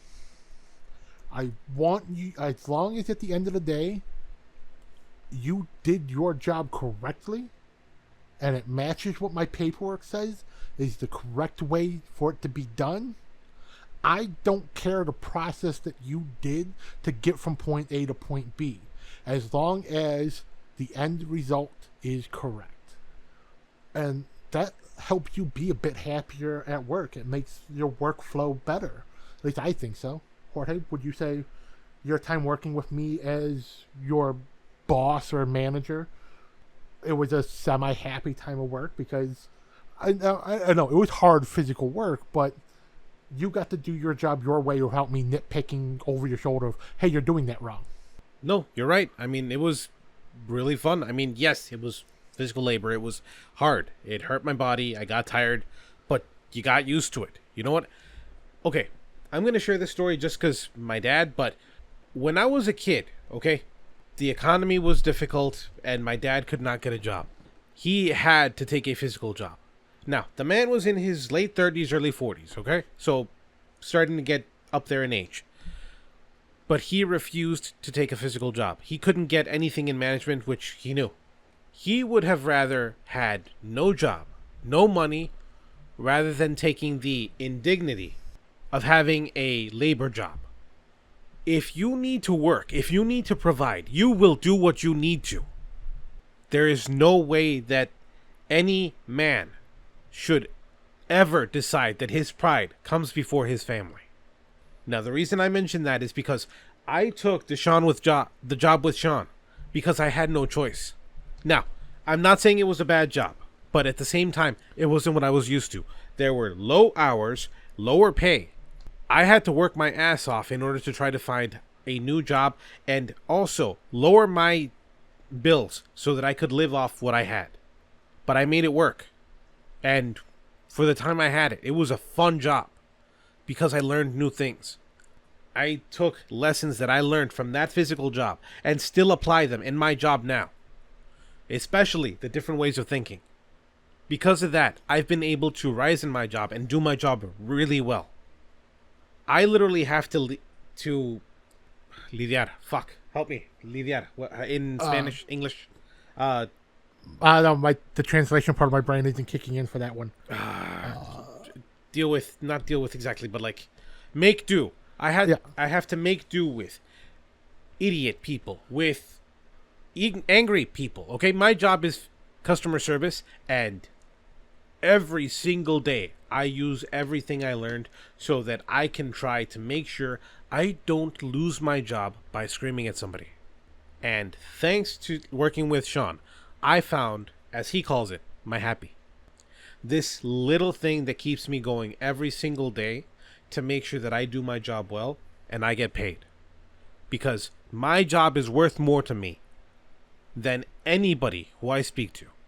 And that's why I've done so well in the jobs I've had in the past. I have had a bunch of shit, just physical labor, back-breaking jobs that were not meant to be careers long term, but that I did for a long time. Like, yeah, I started working as a young person. I started working as a 10-year-old, and I started working as a cleanup guy at the factory that my father and my uncle and my brother worked in. And that was physical labor. That was a corrugate factory making cardboard boxes. And I picked up the scraps and put them in the baler. As I got older, I kept going back to that job because it started as a part-time summer job, and then I just kept going back, then it became my full-time job. I did that job for technically 15 years of my life. I did that job, back-breaking physical labor. But my supervisors did not sit and stare over my shoulder and like, do it this way, do it this way, do it my way. Like, they're like, we don't fucking care. Just do your job. I was able to find my happy. I was able to do things my way, and it worked. And one of the things, like, I came up with something that became a standard in that factory even after I left. Like, I had friends there who they told me like they were still doing the thing I did. Was we set up a wall of cardboard that was held in place by just a 5-gallon bucket with some sand in it, but next to one of the machines that kicks out these tiny little bits of scrap, but it blows it out on a blower motor. Well, I made a curved wall out of tall sheets of cardboard so that it would blow it and curve it closer to the front of the baling machine, so all you had to do was scoop it up and throw it in. And then I made a custom scoop that was as wide as a person's arms out of cardboard, so that you could take it, shove it, and all you had to do was slam it into the front of the baling machine and then drag it up the front. And when you got to the opening that was chest high, all these little particles of scrap would just fall into the hole. Yes, it meant I was slamming my hands, my arms into the end of the machine over and over and over again. But as I did it more and more, I built up my forearm muscles, so it stopped becoming such a jarring thing. They kept doing that for years. I started doing that when I was 12 years old. I came up with that as a way to make it easier for me because I was a kid and I was struggling to pick up all this crap and keep up with the flow of the machines. When I got that job as a full-time position, when I was 22, 23, they were still doing it. They had figured out better ways of curving the cardboard wall I had. They cut special sheets of cardboard just to be used for the scooper. Like, every guy who did cleanup used my way because it got the job done. And it didn't kill you as much. It wasn't just the mind-breaking monotony of the same thing over and over and over and over. It was an easier way, a faster way. It kept you going, kept you motivated.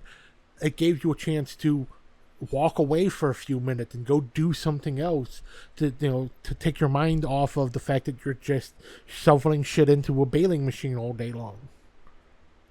I found my happy. When I moved to running a different machine, I learned how to do it my way. My way was different from how the other guys ran the machine, which was fine. When I wasn't there and someone else was running it, they ran it their way. Production never slowed down. I do things my way, they did things their way. At the end of the day, we still got shit done. That's all management cared about there. And then what led to me getting laid off was we got new management. We got new owners, new management who wanted, oh, you have to do it this way. Because this is the way we did it at our old factory. Their old factory had 5 employees. My factory that they bought had 60.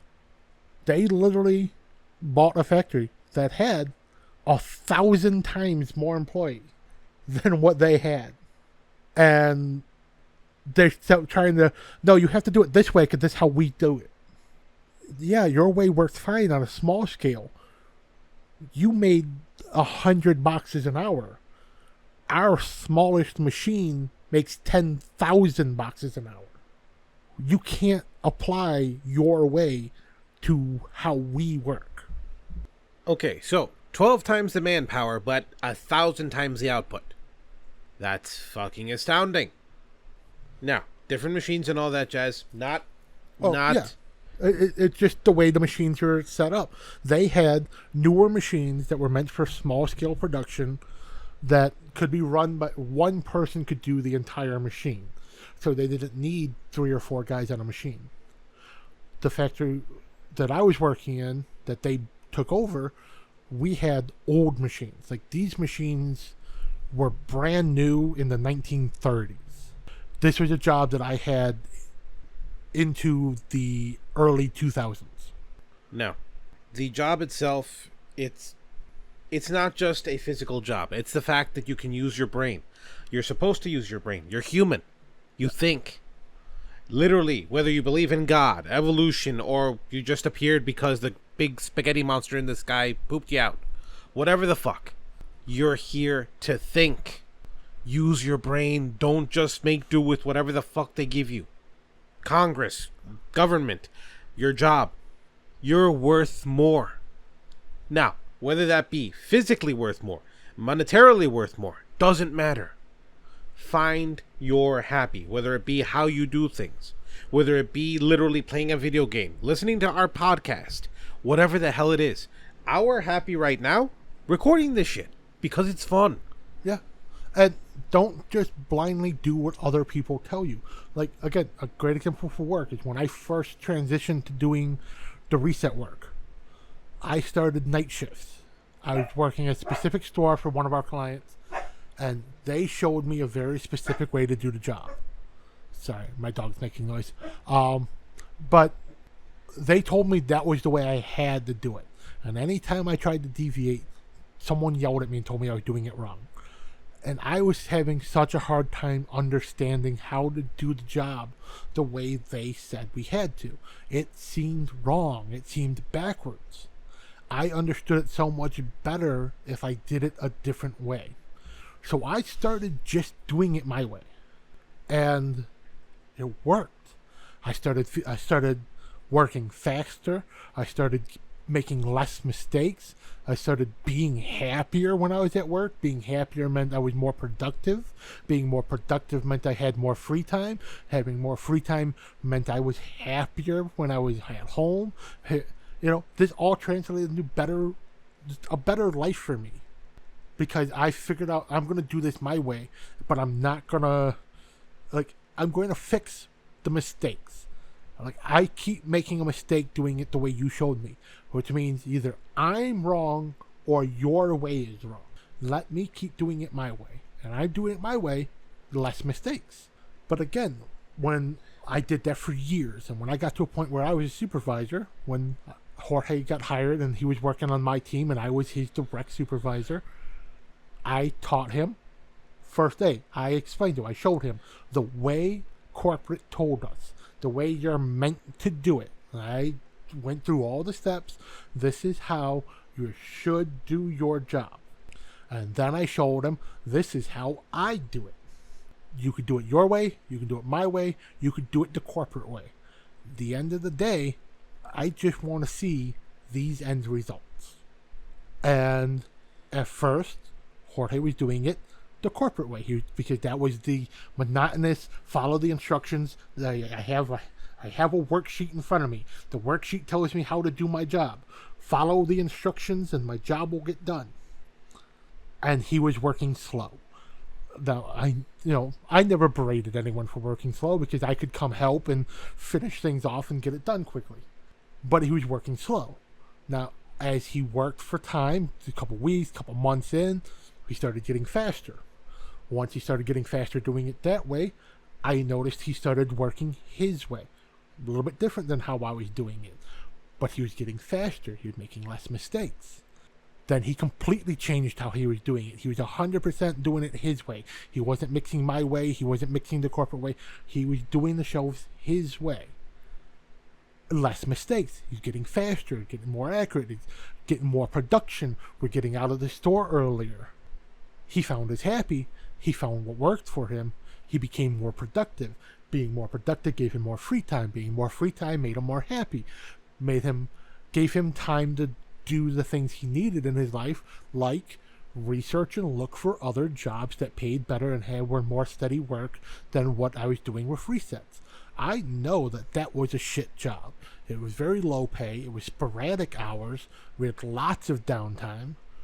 I was happy doing it, but I know it was a bad job. But I did it for years. That extra free time when Jorge got really good at the job gave him time to look for a better job. Gave him time to do the training modules that he had to do online, to apply for these different jobs, to get certifications for those jobs. I know this because he's literally one of my best friends, and I would, sometimes when we're hanging out, he's like, yeah, give me a minute. I need to send this email really quick about this class I'm taking. All right, okay, cool. Like, I knew he was doing this stuff outside of work because, we hung out outside of work all the time. And he got a better paying job with more steady hours and a more steady income because he had the free time to look for one. And I can't knock that. That's what you should do. You work the shitty jobs until you can get a better job. Don't rely on your pride, because any amount of income coming in is still income coming in. That's what Jorge saw. He had a job. He lost his job. He needed a job. He sucked it up and he came to do my physical labor job. He did it until he had the time and the education to get a better job. Because he had a source of income coming in. That's another thing. And speaking of getting a job, if you're applying to different jobs and you still have a job and they're not flexible enough to give you the time that you're available, fuck that job. And I don't mean that you shouldn't try, but at the same time, if they can't make time for you because they need someone, and at the same time they don't understand that you have a job and have certain hours, fuck them. Because if you're trying to move up, if you're actually looking for a job and they're willing to give you an interview, yeah, they have their hours, but you have yours. That's actually one of the things I love about my current job. They have been so flexible with me on my schedule. There have been times when I have had to take off of work because me and my girlfriend have been down to one vehicle because one of our cars is in the shop. And because of that, I wasn't able to work certain shifts, but it was a shift that I would normally work every week. My company let me change shifts, or let me take that day off and change my day off so that I could more balance that kind of work-life balance. They work with me now so that I'm not burning myself out. Like this, I work 50 hours a week, but that's only because I work overnight shifts. So part of last week's check is on next week's. It's just that weird way time works for when payroll automatically goes in. It's not that I'm not doing that much work. I am doing the 50 hours worth of work. It's just technically I'm only scheduled for 35 hours a week. I'm getting paid for 50 hours a week because the payroll system says I worked 50 hours a week. Like, I even pointed it out to my manager. Like, we were looking at the hours. Like, no, I only schedule you for your minimum. I schedule you for 35 and a half hours. Like, yeah, I know you only schedule me for 35 and a half hours, but I get paid for 50 hours. Like, my paycheck is supposed to be 75 hours every 2 weeks. My paycheck is 115 hours every 2 weeks. Because there's that gap. There's 2 whole days that I work every fucking week. 16 work hours that just kind of get moved into one of the other checks. Okay. So my checks are always an oddball.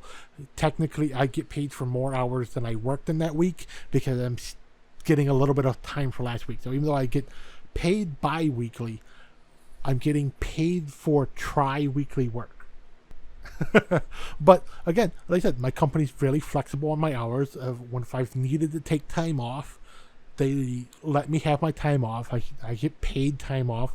I have unpaid time off. That I use my unpaid time off on a semi-regular basis. Sometimes I just need some time to myself because it's good for your mental health.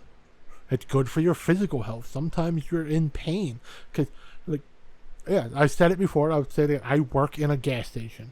It's not the most physically demanding job, but it is a semi-physically demanding job because, I have to stock the shelves. I have to move stuff. I have to empty out a semi-trailer once a week, and I have to take that stuff out of the trailer, stack it up in the store, break down the boxes that stuff is in, put the stock away. Like, that's a physically demanding part of it. I have to go stock the firewood when the firewood gets delivered. I have to move propane tanks when people need to exchange a propane tank. A 20-pound propane tank does not actually weigh 20 pounds. It weighs 45. It holds 20 pounds of gas. Liquid gas, but you get the idea. Liquid gas. But yeah, 20 pounds of liquid propane weighs more than 20 pounds because the tank has weight too. An empty tank is still 5 to 10 pounds. And I have to move, sometimes I have to move 15 of those at a time because I have to shuffle them around to find an actual empty one in my cage of tanks. Because not all of my coworkers understand to put the empty ones at the back and put the full ones in the front. Because some of the people I work with are lazy. Okay. Or elderly. Mostly elderly. Okay. Now, the thing is, micromanagement will intensely hurt production. The problem is, people like that, and I don't necessarily mean the elderly, but somewhat, or people who are entitled, will fuck shit up for everybody. Micromanagement is there in response, supposedly, to the people who hurt production. Now, to that I say, fuck that shit. If you're being productive, good. If other people are being not productive, that's your fault as a company for hiring them. Fire them, get new people. Yeah. I wish it was as simple. I wish more companies would fire the unproductive people. Like, I'm willing to say, like my assistant manager at my store, like, I wish they would fire him.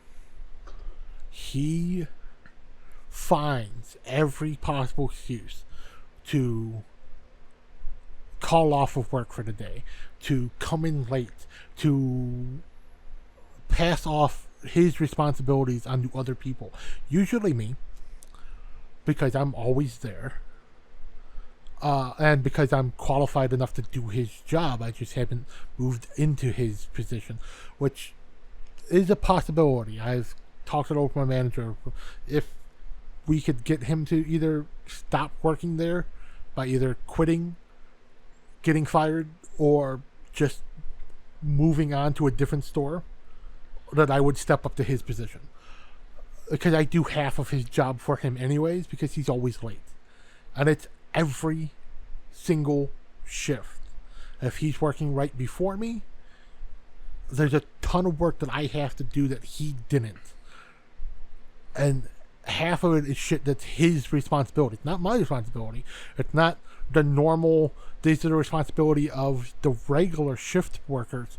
This is specifically a manager's responsibility that he did not handle, that I have to, because it's important to running the business, and I need it to be done so I can do my part of the job. I have trained assistant managers at my job. Or the first time I trained an assistant manager, there's a bunch of times when his first night doing manager work, he was working with me, just because it was his first time being the manager, like officially he's the assistant manager. Because at my store, we rarely have a second person working with us. But our manager at the time wanted to make sure he had someone competent with him. And there's so many times when he came and he asked me, do you know how to do this? And it was a manager-specific task. And I would answer him jokingly, yes, I do know how to do it, but that's not my job. And then I would show him how to do it. But I always answered with the, yes, I do, but I don't get paid for that. Or, yes, I do, but that's not my job. Now, with that being said, yes, I do, but that's not my job. I've taken to doing exactly that. Following the exact letter of everything I'm supposed to do, because if I do more, I will either get chewed out for it, or I will get praise and get nothing for it. So literally, somebody calls in, they ask for help. I tell them I can help them, I put them on a brief hold, tell them I just need them to wait a little bit. They will hang up on me because they'll think it still gets done. It will not get done because they are not on the line. And it will take more time, and that counts against me. So I have to call them back. I call them back. Then what happens? They don't answer the phone. So then all I do is leave a message. Hi, this is such and such. Calling. We couldn't help you out, so we couldn't get it done. Just call us back. We'll get it done for you. And that doesn't get done. Now, technically, I'm wrong because the job should still get done, and you're supposed to only have one call for the resolution. Problem is, if I do it, then I will get docked on time. So, the point is, the only way to have it so that everything is balanced, nothing gets done. And it's still technically correct. Not in terms of production, but it is in terms of my, what are they called? My standards. Everything that I have to do. Everything that I'm graded on every day at work. Yeah. And that's kind of what I do. It's metrics. That's it. Metrics. Sorry. Yes. I do extra work occasionally, but I don't do it because I have to. I do it because I choose to. And I've made that clear to my management. There's been a bunch of times where I've had district managers come into my store and go ask me if I want to move up to an actual management position and run my own store. Like, no. Why? Because there is a very important difference between the extra work that I choose to do and the extra work that you tell me to do. I don't want to do that work because I have to. I don't mind doing that work when I have a choice. And some of them understand that. And some of them are happy that I'm willing to stand my ground on that. And some of them are like, they're so confused. But don't you want to get paid more? Like, no, because if I become a manager, I become salary instead of wage. So that 50 hours a week I work, that 100 hours per paycheck, that 200 hours a month that I'm getting paid for, I wouldn't get paid for anymore. I'd get paid for 80 hours. I get paid for 40 hours a week, 4 weeks. So I'd get 120 hours instead of 200 hours. I'd be losing 80 hours of pay every month. But instead of making $25,000 a year, I'd make $48,000 a year. Yes, it's more money, but it's also more responsibility. That's a necessity. I must do the work that I don't always get paid for.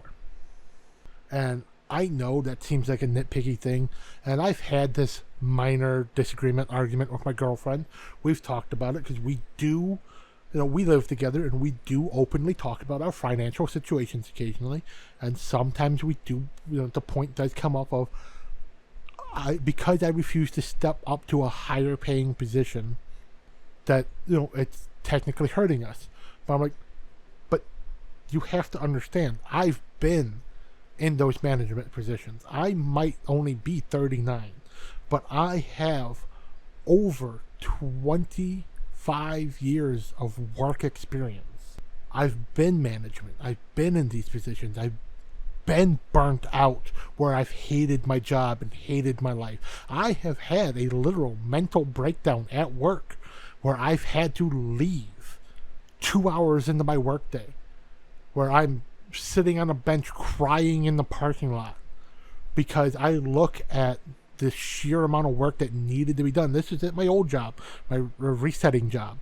When I was a manager, when I first became a manager, it was like, I hated it because I inherited a shitty team from a shitty team leader, manager, who were so far behind.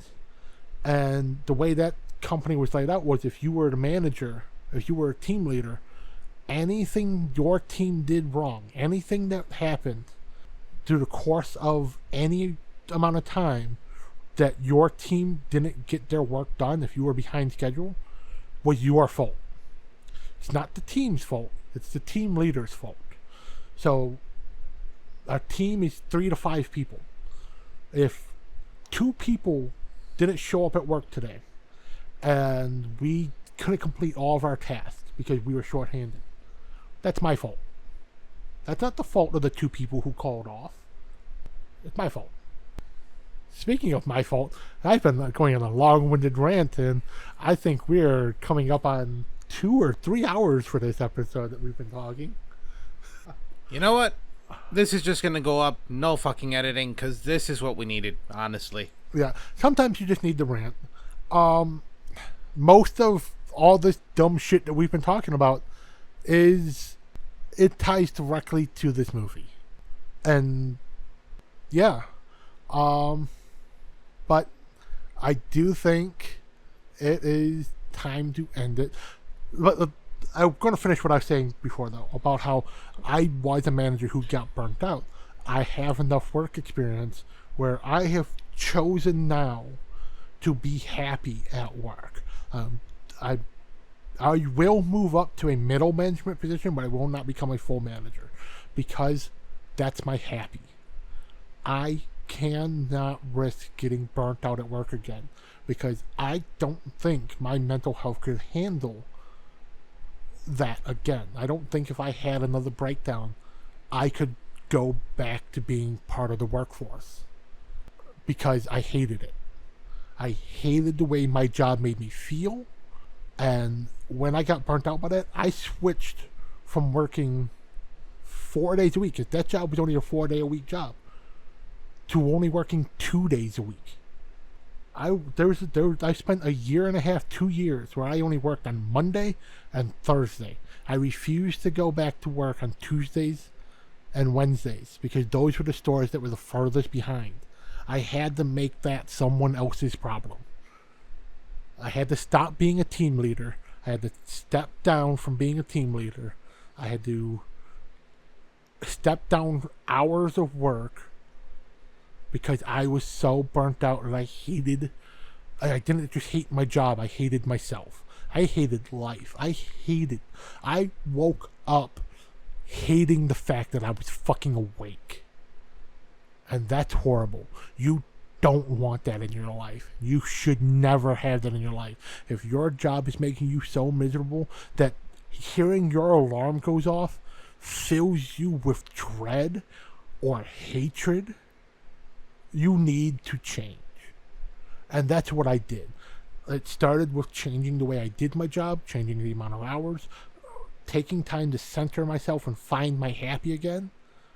And then I did step up to being a manager because it was after my breakdown that Jorge started working with me. And that's when I went back to working, whole weeks at a time, running stores again. I think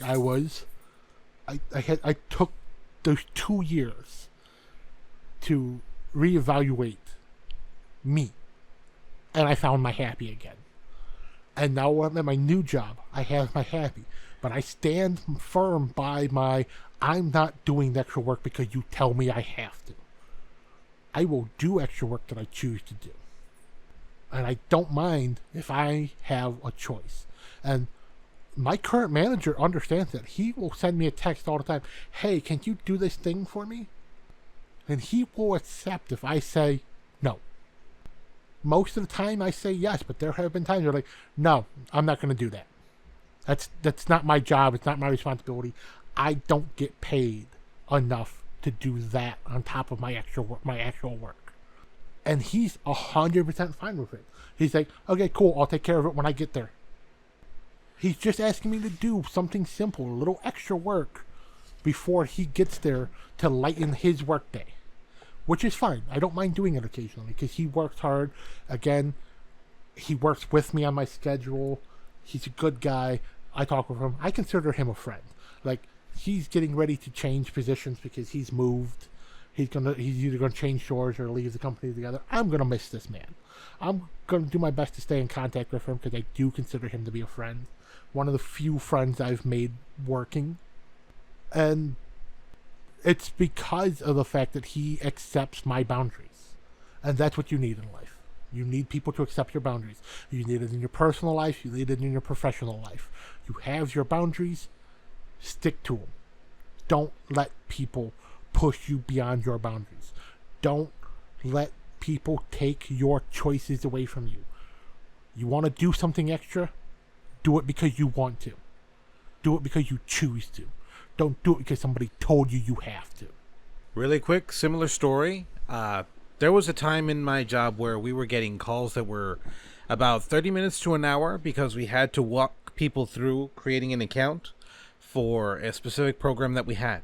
Now, out of frustration, in my own free time, I created a program that would list every single step somebody would have to do to create their account to enlist in this program.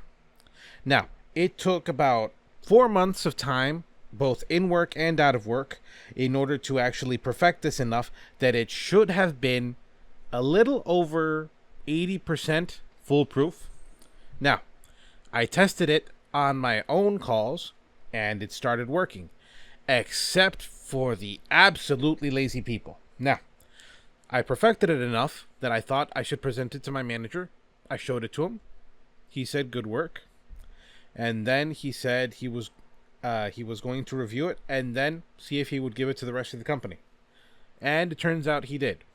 Now, after all this work, now, I'm not belittling my manager. Great man, okay? I love the man to death. He has done right by me every single time. Okay, most times. Now, all I got from the company was a $10 gift card. Now, specifically, I didn't make this to get paid more or anything like that, but at the same time, the fact that the entire company is using it, to me, that would seem to merit a bigger response. That was not the case, and I apparently, unfortunately, had to make do with what I got, and I was supposed to make a Spanish translation of this. But you know what? It's not worth my time. It's really not. And I have to accept the fact that this company will only take what it can get and not actually support me. So, yeah. Basically, the world is going to shit. There's not a ton we can do to change it. Do what you can, though. Get out and vote. Try to change things for the better. Live your life your way. Don't let other people force you to do things you don't want to. And we're going to say goodbye on that. And, it's going to be a quick ending tonight, so I'm just going to say, be good to one another. Keep the faith. Do what you can.